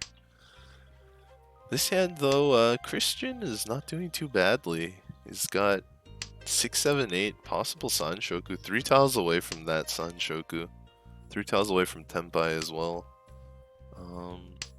And James on the right might go for a half flush or might just go for a Ricci here. That's 3 pairs, so even 7 pairs is an option. Across the table, Rachel has pulled another really solid hand. 1 away from Tenpai. Could be Pinfu, might not be. No Dora to speak of because the Dora is the white dragon, but I'm sure Rachel's not complaining about that. And on the left, Jason has a decent hand, but the Dora is isolated. 1 has been discarded by Christian already, so there's 2 left in the wall for Jason to pick up. Yeah, with my playstyle, I would typically hang on to the dragon for a little while, see if I can use it as a pair later on. But then I'll get into Tenpai, realize that none other ones have been dropped yet, and then realize that somebody else is probably waiting with a pair, and I'm just like, oh no, this is a do or die. So I don't know. Like, I would probably just try and get rid of that Dora now, since it's not really doing a whole lot for the hand. Yeah, it's always a balance between danger and greed, I guess. How much do you want it? Both are still on the wall here, though, so for Jason, this might actually turn out well for him. At some point, though, like if you've been greedy on the door for too long, you just can't remove it. And Rachel finds Tenpai. This is another Tanyao Pinfu, this time without Dora, but with possible Ipeiko. And we see Christian pushing as dealer here, because Christian is 1 away from Tenpai, could find a Pinfu, or could be stuck with the 7 pin final weight. Ooh, that's a scary tile. And out it goes! Rachel cashes in again. Not quite Mangan this time, because that was not the Ipeiko side, but still a Still hard solid to complain. 39. Yeah.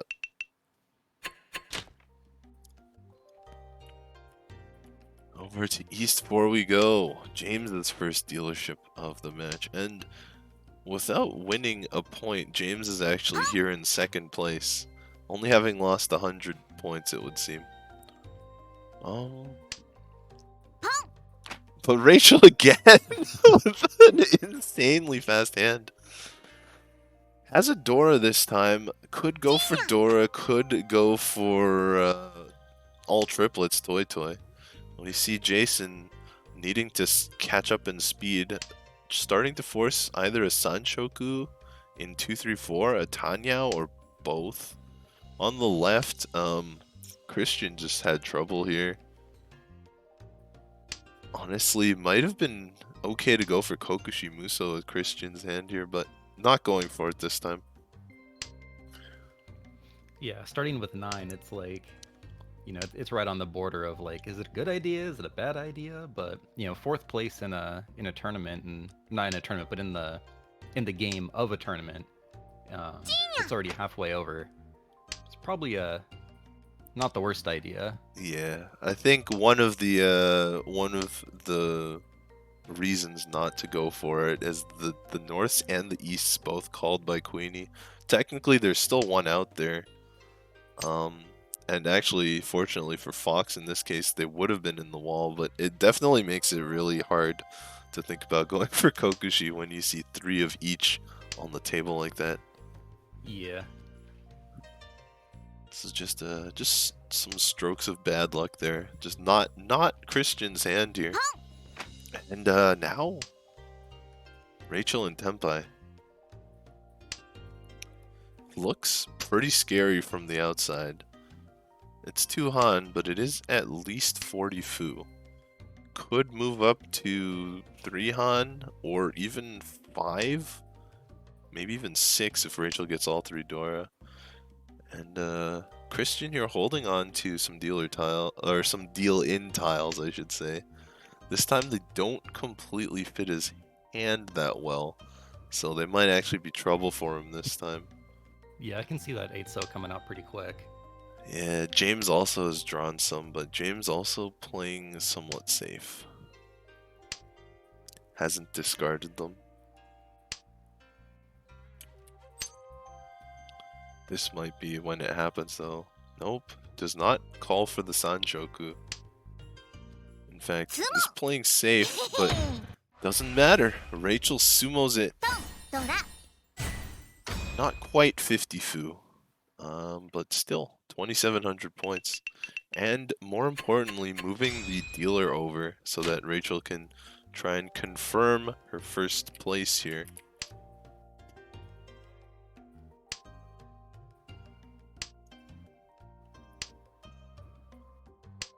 Alright, so Rachel this hand has a finished meld 1-2-3 mon and a pair in the 3-so. And now another Ryanman wait. So moving pretty quickly here. Jason on the right doesn't have too bad of a hand either. One finished weight, a couple Ryanmen and a couple pairs. Across the table, Christian has one finished meld, 2 finished meld now. Christian actually won away from Tenpai, so Christian has a chance to bring it back around. Is probably going to need Uradora for some solid points though. And on the left, James is looking at a 4-5-6 Sanshoku possibly. It's not quite all here yet, 2 tiles away from it. And no pair, so actually 3 tiles away from Tenpai for James. Yeah, it looks like Christian could pretty easily move up into third after this hand if he's able to, get it together with the, pretty much reaching anything almost is going to get him up there. Yeah, and that surely helps. Christian's found a Dora here, although it does ruin any possible Sanshoku He's shots. pretty close to an Itsu though. That's true. Yeah, the 2-4 Mon isn't really that useful, so if he draws a 5 or a 6, you can definitely see the Manzu tiles leaving his hand. Yeah, Reach, Itsu, maybe Pinfu, and the Dora. Like, that's a pretty potent hand already. I agree. It's already Mangan. I could put him into second, as you said. Not quite on Sumo. Yeah, not quite on Sumo. Because James is not the dealer, so he'd only be losing 2,000 points. But a Haneman or a direct hit on James would bring Christian back to second. We've got Jason on the right. Oh, was looking at 5 pairs, but makes a call here. Possibly 1-9 in Manzu, Itsu, or possibly Tanyao. Rachel here now 1 away from Tenpai. Looking to continue her streak. Yeah, it looks like Tanyao for Jason. Jason technically Tenpai, but no Yaku at the time. James on the left doesn't seem to have connected on Sanshoku. There's still a possibility to turn it around, but most likely this is going to be either Pinfu or Tanyao, depending on where the last tile comes from. Yeah, it looks like Jason right now is more concerned with just scraping together, a handful of points, getting the dealership away from Rachel, and then trying to probably go big on his dealership to get up into second place. That's right. And we can see Jason, knowing that he doesn't have a Yaku, moving towards Tanyao, all simples. Collecting those tiles between 2 and 8, but having 2 calls open against players this deep into the game can be quite dangerous. Yeah, no one else has made any calls yet, so as soon as somebody reaches, then he's going to be in some hot water. Boom. Yep. In fact, those 8-mon could deal in. Christian looks to call for Tenpai. No Yaku there, but there are only 14 tiles left in the wall. Jason has found Tenpai though. Yeah, and there Christian could not win because he did not have Yaku. We see James also moving to Tempai here. Rachel chose to do Damaten, closed Tempai, silent Tempai.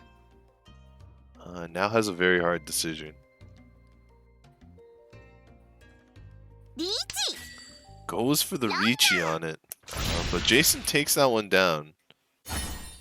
Rachel probably not too worried about it, but gotta be a little sad about losing that pretty nice hand there. That would have been a number of points, but you can't hog them all, right? Yeah, aside from winning, that's probably the ideal scenario, is only dealing into 1,000 points. And honestly, she didn't even have to give up her reach stick. Yeah. So Exactly. By making that one turn of Damaten, she didn't have to give up her Ricci stick. yeah, and it advances the game too. So Yes. all in all, I would still consider that more of a win. That's right. So Jason here, probably not quite as satisfied as Rachel with just getting 1,000 points. Jason wants to make it big on this dealer turn. Jason 2 away from Tempai here. It looks like Pinfu at best. But you never know when the Urador will hit if Jason chooses to Ricci.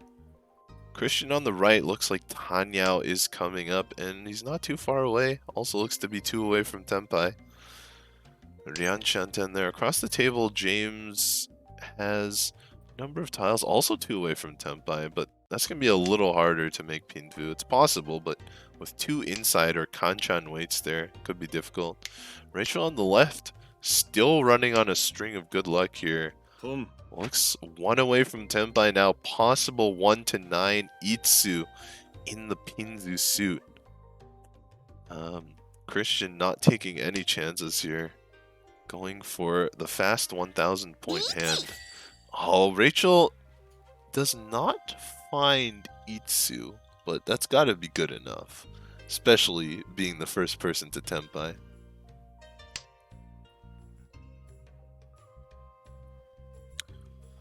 Let's see if the other players can muster up the courage to fight it, or whether they will just accept their current positions this game. Yeah, I feel like Jason's in kind of a tight. Not anymore. I was gonna say with the one team, that's one of those tiles where it's like, maybe I want to get rid of it. Maybe I don't really want to wait for an inside wait. Right. I mean, it was almost as bad when you add Sumo as a Yaku, and the dealer has to pay half of it. You basically almost paying the same amount as if you had dealt in. In a lot of cases. It's just Jason really stuck between a rock and a hard place there. Not much he could do. So we are in South 3 now. And now it's Christian's last dealer turn. His chance to bring the game back here. And try and pull his way out of last. James on the right really has, I think, the hand to beat this time. That might even be Tempai if I'm reading it correctly. It's not a great weight, but it is guaranteed Ipeiko. And in fact, James not happy with it, so was going for a better weight, trying to add Tanyao as well. Maybe getting a Dora because James' hand is connected to Dora. Across the table, Rachel still going strong. 1 away from Tempai. No, the pairs are overlapping, so 2 away from Tempai for Rachel. But like a really good 2 away, and now 1 away with some really good weights. And on the left, Jason has some really nice shapes, but not enough of them. He's got that 147 in Sozu that doesn't really go anywhere. So Jason, I think, is about 2 away from Tempai.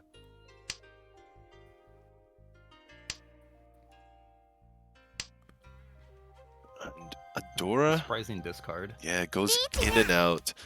Oh, James gets the perfect draw. That's a 3-sided weight here. 2, 5, 8 though. Fills in the Ipeiko. This could be a monster. I don't think it's quite enough to catch Rachel unless it's a direct deal in.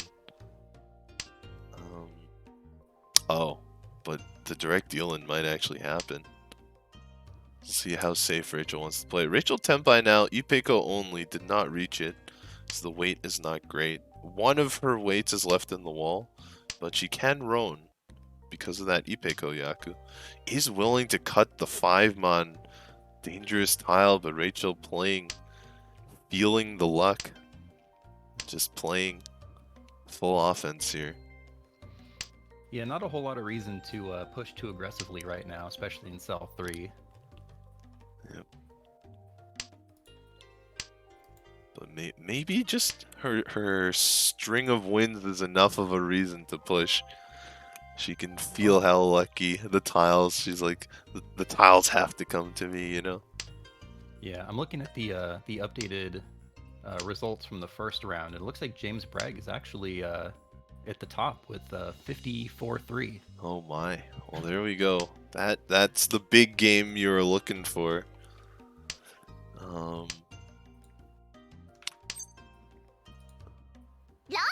But there it is. And that's the direct deal-in we were talking about. Does not hit Ura, so I think, yeah, we're gonna get the Kiriage Mangan, the 30-fu Forhan. So Mangan is not quite enough to swap their spots, but now James in the dealer position for South 4 definitely has a chance. It's just one dealer Mangan away, and James has a Dora to start. It's kind of overlapping with the 3-4-mon, the 1-3-4-mon. Not a great shape, but Dora is Dora, so it's worth extra value. James might choose to keep it. Boom. Rachel on the right has 2 completed melds already, but the rest of her hand is not in that great shape.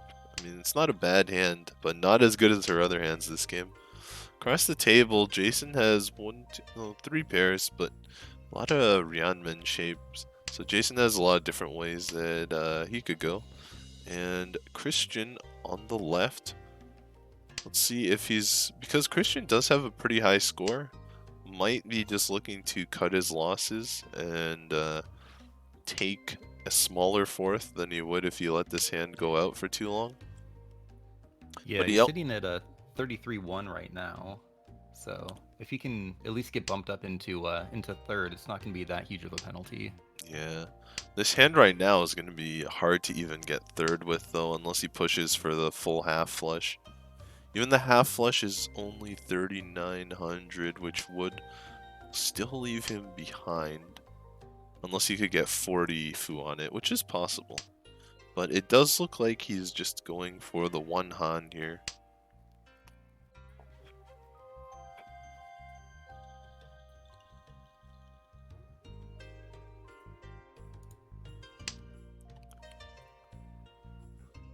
That's Tempai.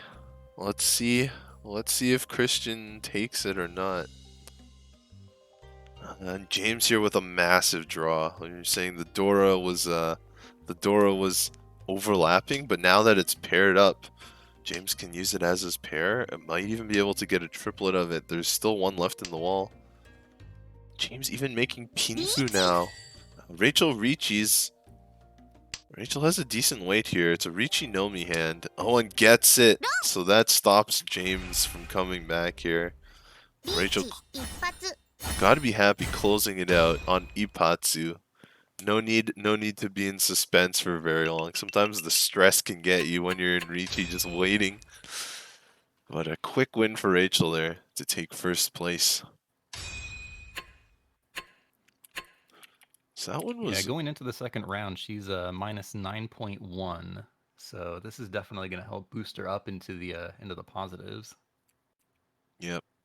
So Rachel first here, plus 33.9. We got James in second with 10.9. Jason at minus 14 in third. And Christian at fourth here with minus 30.8. So Christian is still going to end up with a positive score overall. So let's see. See if we can catch some other games before...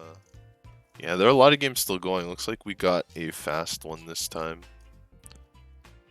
Yeah, the game that I was subbing in, everybody else seemed to have already been finished and was, GG's in the chat, and it's like, oh, we're still South 1 bonus 4. We're going to be here a while. Bonus 4. Alright, it looks like I've found a game here with a couple of the higher standing players. This one's in South 2. I'll see if I can get the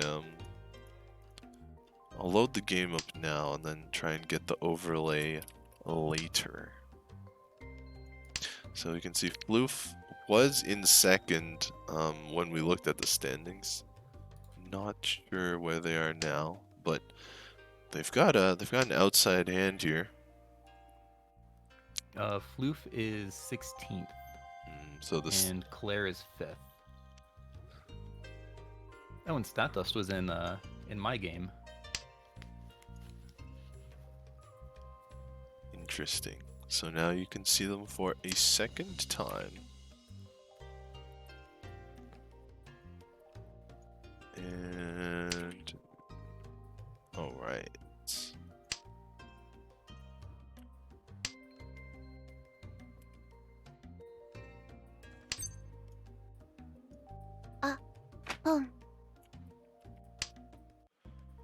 So actually, Floof here deciding not to take the two pin weight and going for the 1 pin weight here. It does add South to their list of Yaku though, but there misses the 2 pin Roan because their weight has been switched. I'm sure the 1 pin actually looks a lot scarier to these players, so it's going to be a lot harder to get. But Muriel pushed because they have some pretty solid shapes there. The East is not a Yakuhai for them in this case. Speaking of things being switched, can we switch back to the game? Yep. Sure can. I think I put the names in wrong. They seem to be wrong.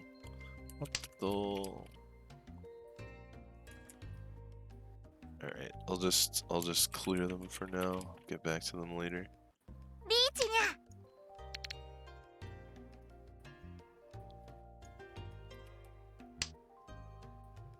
So we've got a Ricci there.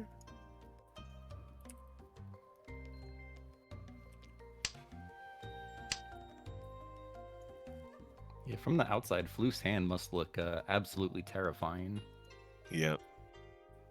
Guess it's actually only 2 Han. It is still the dealer though. But yeah.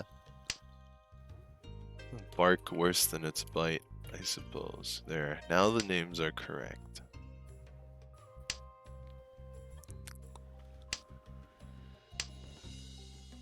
We'll see if Scott's hand pulls through here on this Ricci. It is Ricci Nomi for now. And we can see 3 Dora in the discard, so those probably give people a sigh of relief, but they can't be too relieved, especially with Abigail's hand here. And now Scott's hand both weighing heavily on these other 2 players, and we can see they basically folded here. It's the last tile. Yep. And finds a safe one to pass through. Not a bad result, all things considered. Yeah, keeps the game close and gives a redeal to Abigail here.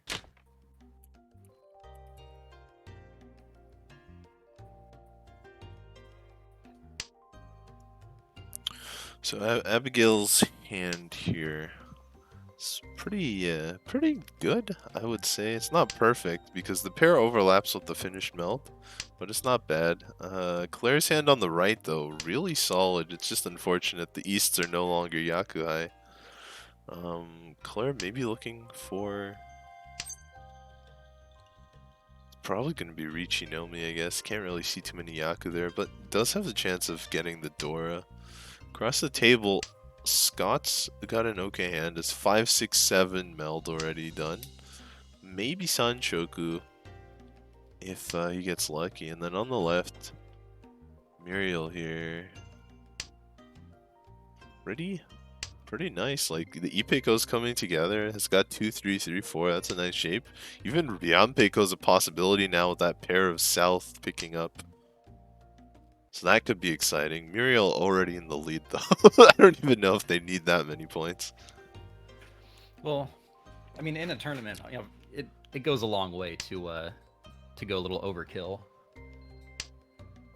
Gives you a little Yes. bit of buffer later on in the event. That's true. There's still a lot of games to play. And the UMA is not that high, so basically if the UMA is plus 15, like a Baimon is worth the amount of points that the UMA would give you. So getting like that, going for Yakuman is still really worth it. It's worth double the UMA, triple if you're the dealer. Oh, and Abigail finds Tempai here. That's a Pinfu. No Dora, but maybe Uradora. And they do take the Ricci. Abigail takes the Ricci. Claire's got a tough decision to make.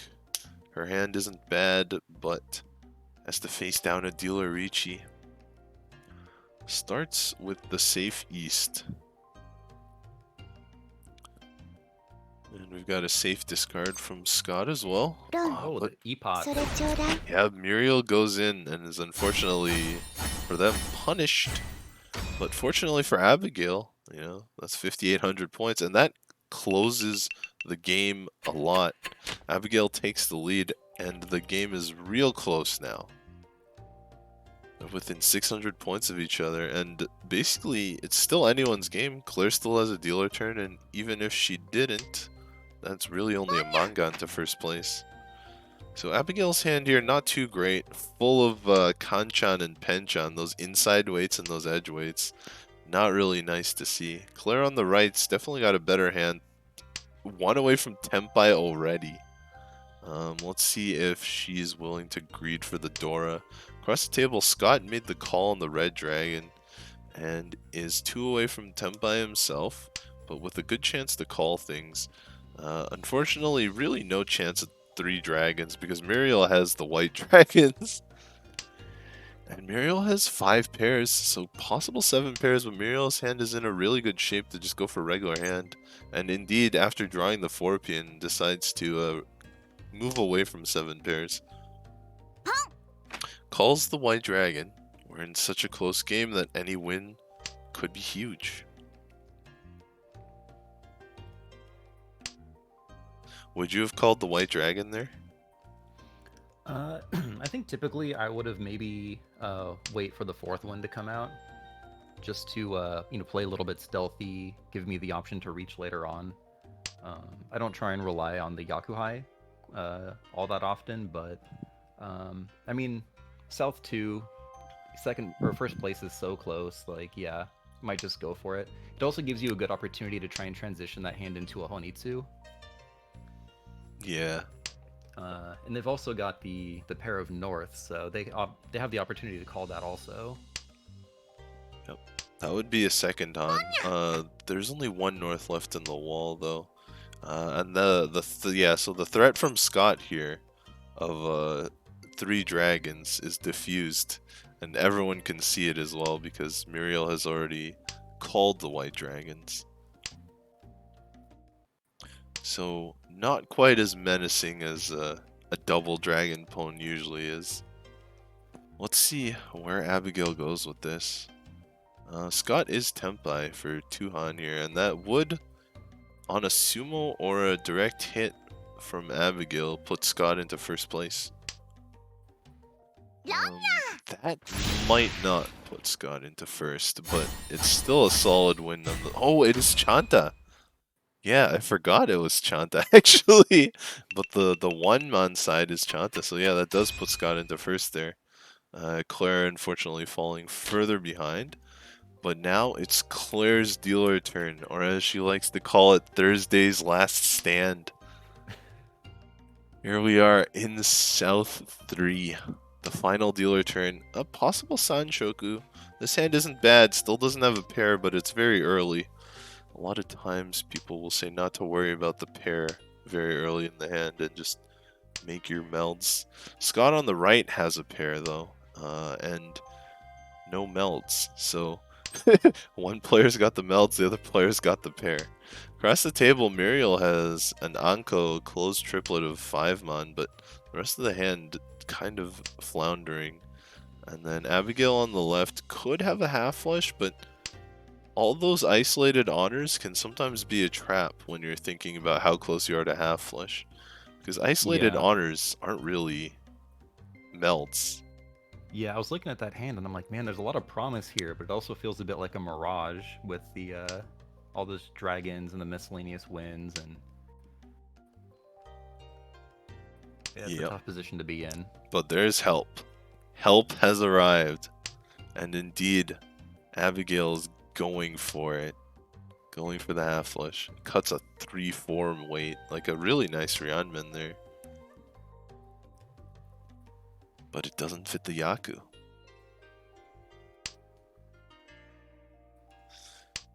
Finds the 1. That wouldn't really have been much use, so not exactly a backfire there.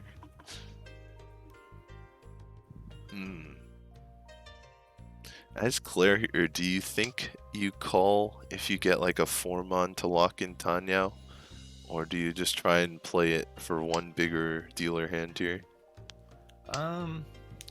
I guess that depends on how I'm really like feeling the hand. If I don't really think it's gonna go much bigger than Tanyao, then I'll probably just try and score the quick dealer win and you know, use up some of that dealer bonus and then hope that the new hand gives me something a little bit better. Yeah, and we can see Claire now has 6 blocks and now has to choose which one to discard. Whether to lock in Tanyao or to lock in Pinfu. And locks in Pinfu. Could call that for Tanyao.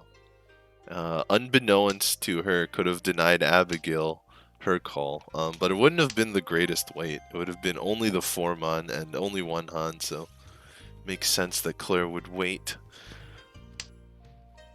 Oh, Yeah, I'm curious to see if Claire is gonna reach if she gets into Tenpai. and there it is, 3-sided weight.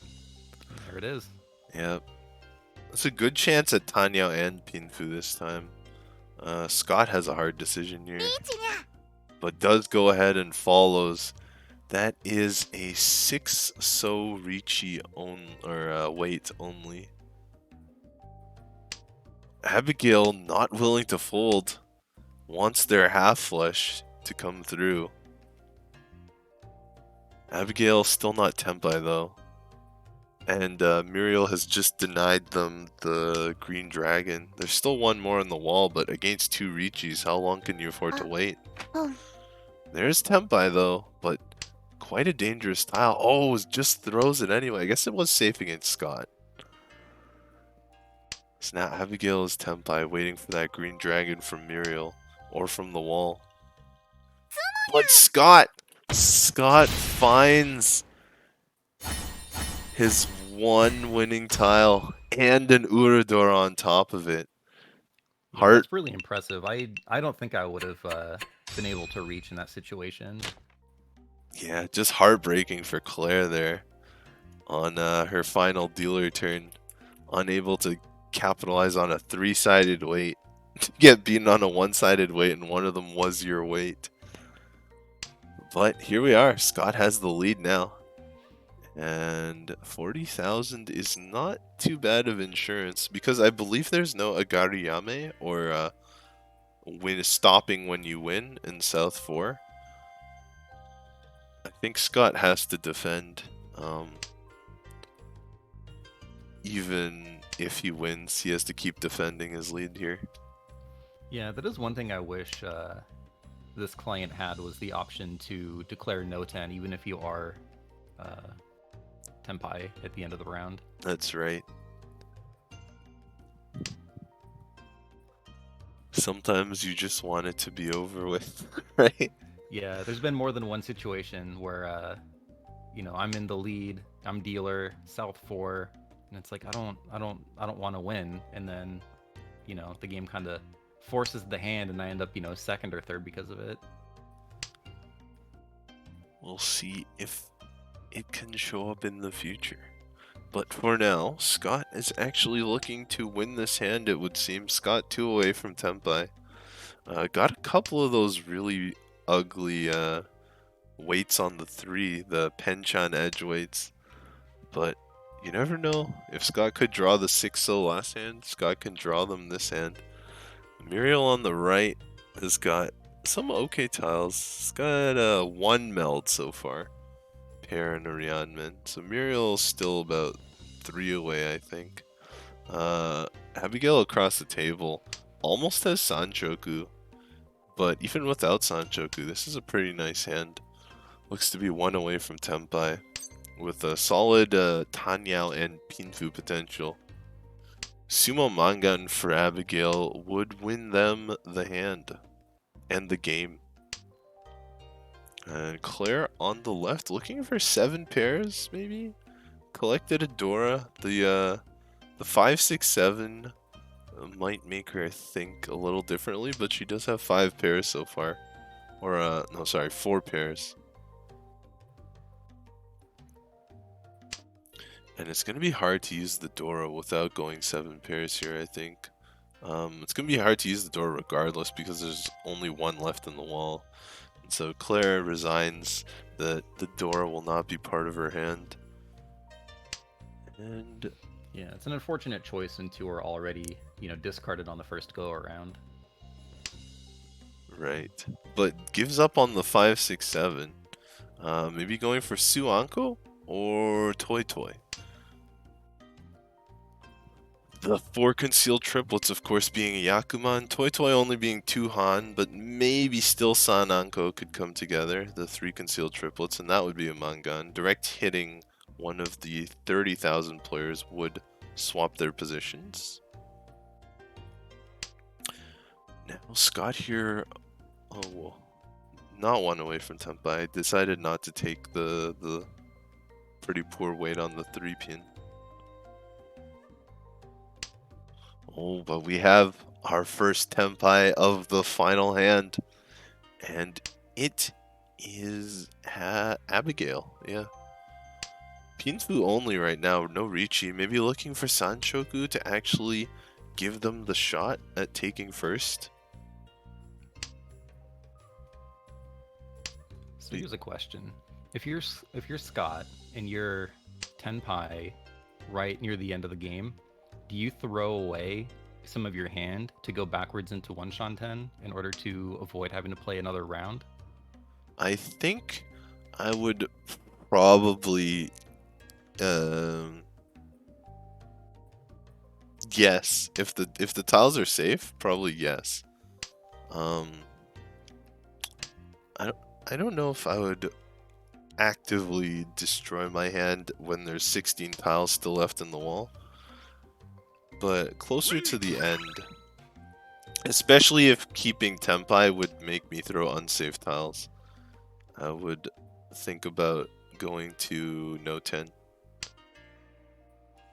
And so I was going to say Claire here got the 7 pairs Tenpai after all. But Abigail hitting the Pinfu, adding Sumo to it. A Richi on it would have given them a shot at first, but guess they were willing to accept second here. They did have a good score in the first game. And that... Yeah, second's not too bad. I mean, a lot of these tournaments are all about momentum rather than, trying to fight for first on every single hand or every single game. That's right.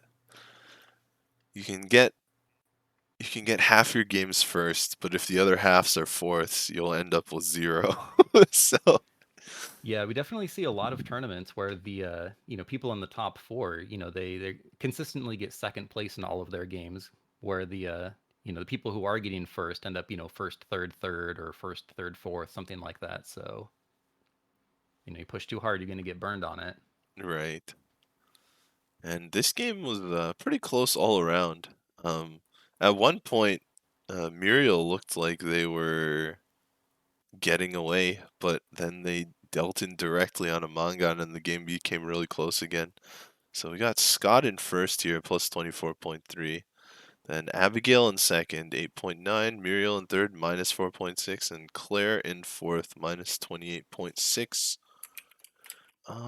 So we have 5 games today.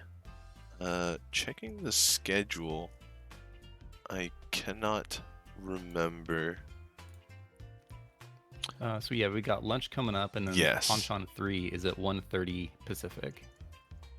that's right. So there is the lunch break now. When we come back from lunch, we actually have another new commentator showing up from the West Coast. So I will be able to rest my voice. I'll be able to operate the stream more efficiently, not having to do two things at once. Um, so I'll promise you guys less overlay errors when I'm not commentating. I can't promise you my silky smooth voice, but I'll promise you less overlay errors to make up for it. How about that? And it looks like Fake Gamer Guy will be back. Yeah, I'll be Yep. commentating with Carrot, another member from the Seattle Richie Mahjong Club, one of our top members. So he's going to be able to give some very good insight into some of the hands, the theory, maybe the mindset of the players. So it should be pretty good. Yep, I'll be excited to listen in. But for now, well, we'll stick around until the standings come in for the second games. And then I believe the lunch break is an hour. Yeah, we're scheduled to come back at 4:30. 4:30 Pacific time. So in about an hour and 10 minutes. 1:30 Pacific. Oh yes, that's right. 1:30 Pacific, 4:30 Eastern time. 1:30 Pacific, 4:30 Eastern time. So in about an hour and 15 minutes. I mixed up the times there. Yeah, time zones are difficult, especially when we've got daylight savings in some places and not others. Like we've got some states on the West Coast that observe daylight savings and others that don't. So in the same time zone, you have different states and different times. It's like, what are you guys doing? Canada has our own interesting provinces. One of them actually has a half-hour offset. I've seen that, but I haven't seen that in Canada. I've only seen that in I don't remember, like some of like the Russian areas. I think have had the 30-minute offset. Yeah, right on the our East Coast. Like, Ontario's lined up with U.S. East Coast, but Canada has like all those maritime provinces. Right out on the East Coast, you've got Newfoundland time, the furthest east, which is another half hour ahead of Atlantic time. So it's pretty interesting. That's how they maintain their feeling of independence. I actually, on my personal stream, I've been talking to. There's like a surprising amount of Atlantic Canadian mahjong players. We even have a club in Halifax. I mean, Halifax is the biggest city out there in Nova Scotia. But there are like a bunch of them, especially with Mahjong Soul coming out. Actually, increased the online presence a lot, I feel. Just having an English client so that people who aren't already super deep into Japanese culture can actually access Mahjong. I feel like, Yeah, it's got especially such on a Twitch. Yeah. yeah, it's got such a low barrier to entry. You want to try and start getting into something like Tenho. You either have to download plugins or learn to read Japanese basically in order to use it. And they're coming out with the English clients now, or you have Sega MJ, where you have to download Japanese clients and go through this really complicated registration system in order to play. Where Mahjong Soul, it's like, I don't know, you have Twitter, Google, whatever. All right, cool, you're in. Everything's in English. That's right. 1:30.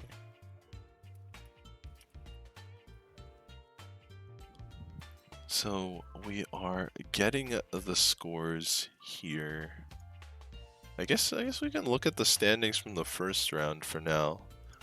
Remember, these are from the first round, so they're not completely up to date.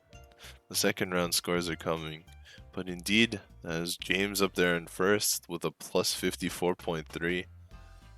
And we had Timo here in second. Timo's actually one of the newer Reach Out members from Europe.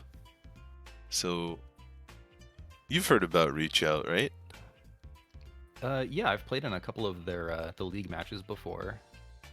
Yeah. So it was actually pretty interesting because when it started, it was really Northeast clubs, and then even expanding to the West Coast clubs was like, oh, we're getting big, and that now, I mean, partially because of COVID, partially because of Luke, who's the owner and the founder of Reach Out, being able to make connections, and because of Claire, who we just watched play, also with her many mahjong connections. It's got clubs from Europe, Asia, South America, basically all around the world now.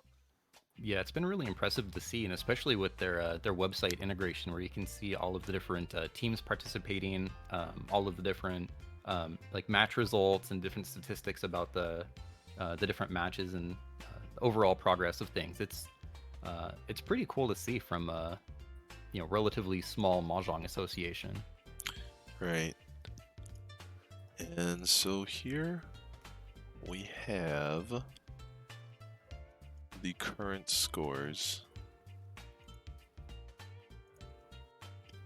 So Mopal third here. That's actually interesting. I haven't seen the Mopal tag before. So they have a French-looking name. They could be from France, could be from Montreal, or they could just have a French name. Then maybe they're from PML, right? Yeah, maybe. Yeah, but we saw Jason Q here in both our games. Jason Q is fourth going in. Thursday was fifth, unfortunately, with that last place. Not going to be fifth anymore. There's Christian, who we just saw in sixth. Nubita-kun in seventh here, Austin. We got Mimi, the Leoness, in eighth. Sophie in ninth, and Elodie here in 10th. We got another streamer, Pandaficer. I commentated with him on the Extra Lions Cup last week. Doing well in the first round there, was 11th, and then actually looks like we're seeing all the other scores that we had initially seen report come in. But so that was the round 1 standings. And we are standing by for round 2, but as a reminder, we will be going to lunch after this, coming back at 1:30 Pacific time. 1:30 Pacific, 4:30 Eastern time. And then you can calculate the rest from there, I suppose, the rest of the time zones. So actually, I remember the last time I saw the Seattle Open. First of all, you were talking about Rachel dominating. That was one of the last live tournaments, right? Yeah, that was in February. I can pull up the actual date here in just a minute, but yeah, so that was in actually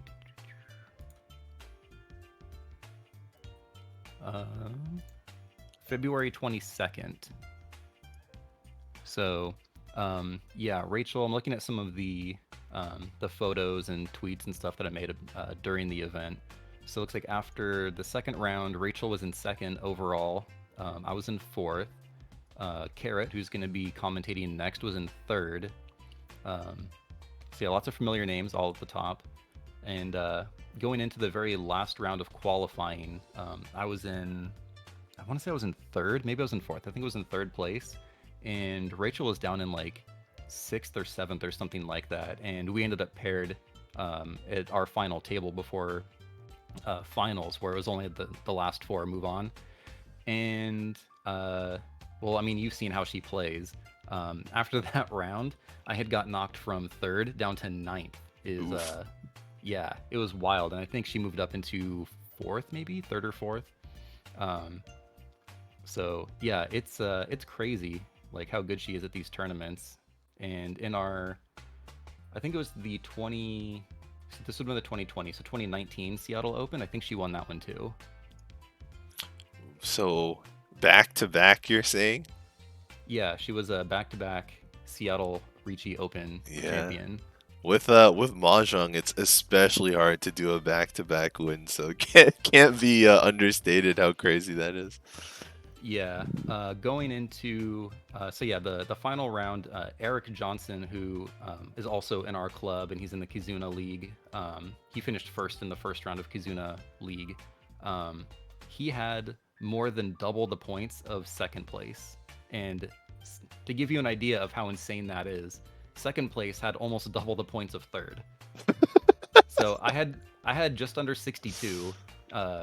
Charlie was in second with 105, and John had over 212. So we'll see. I wonder if it's really better to have closer scores near the end to keep suspense, or further scores just for a monument to look at. In the Yeah, I mean it's like local sports. Seahawks are doing real good. They were like what 5-1 or something like that, and it's like, man, like I want them to keep winning, but if we know they're gonna win, like I don't know that I really want to watch the game. It's kind of the same thing, right? right. You know.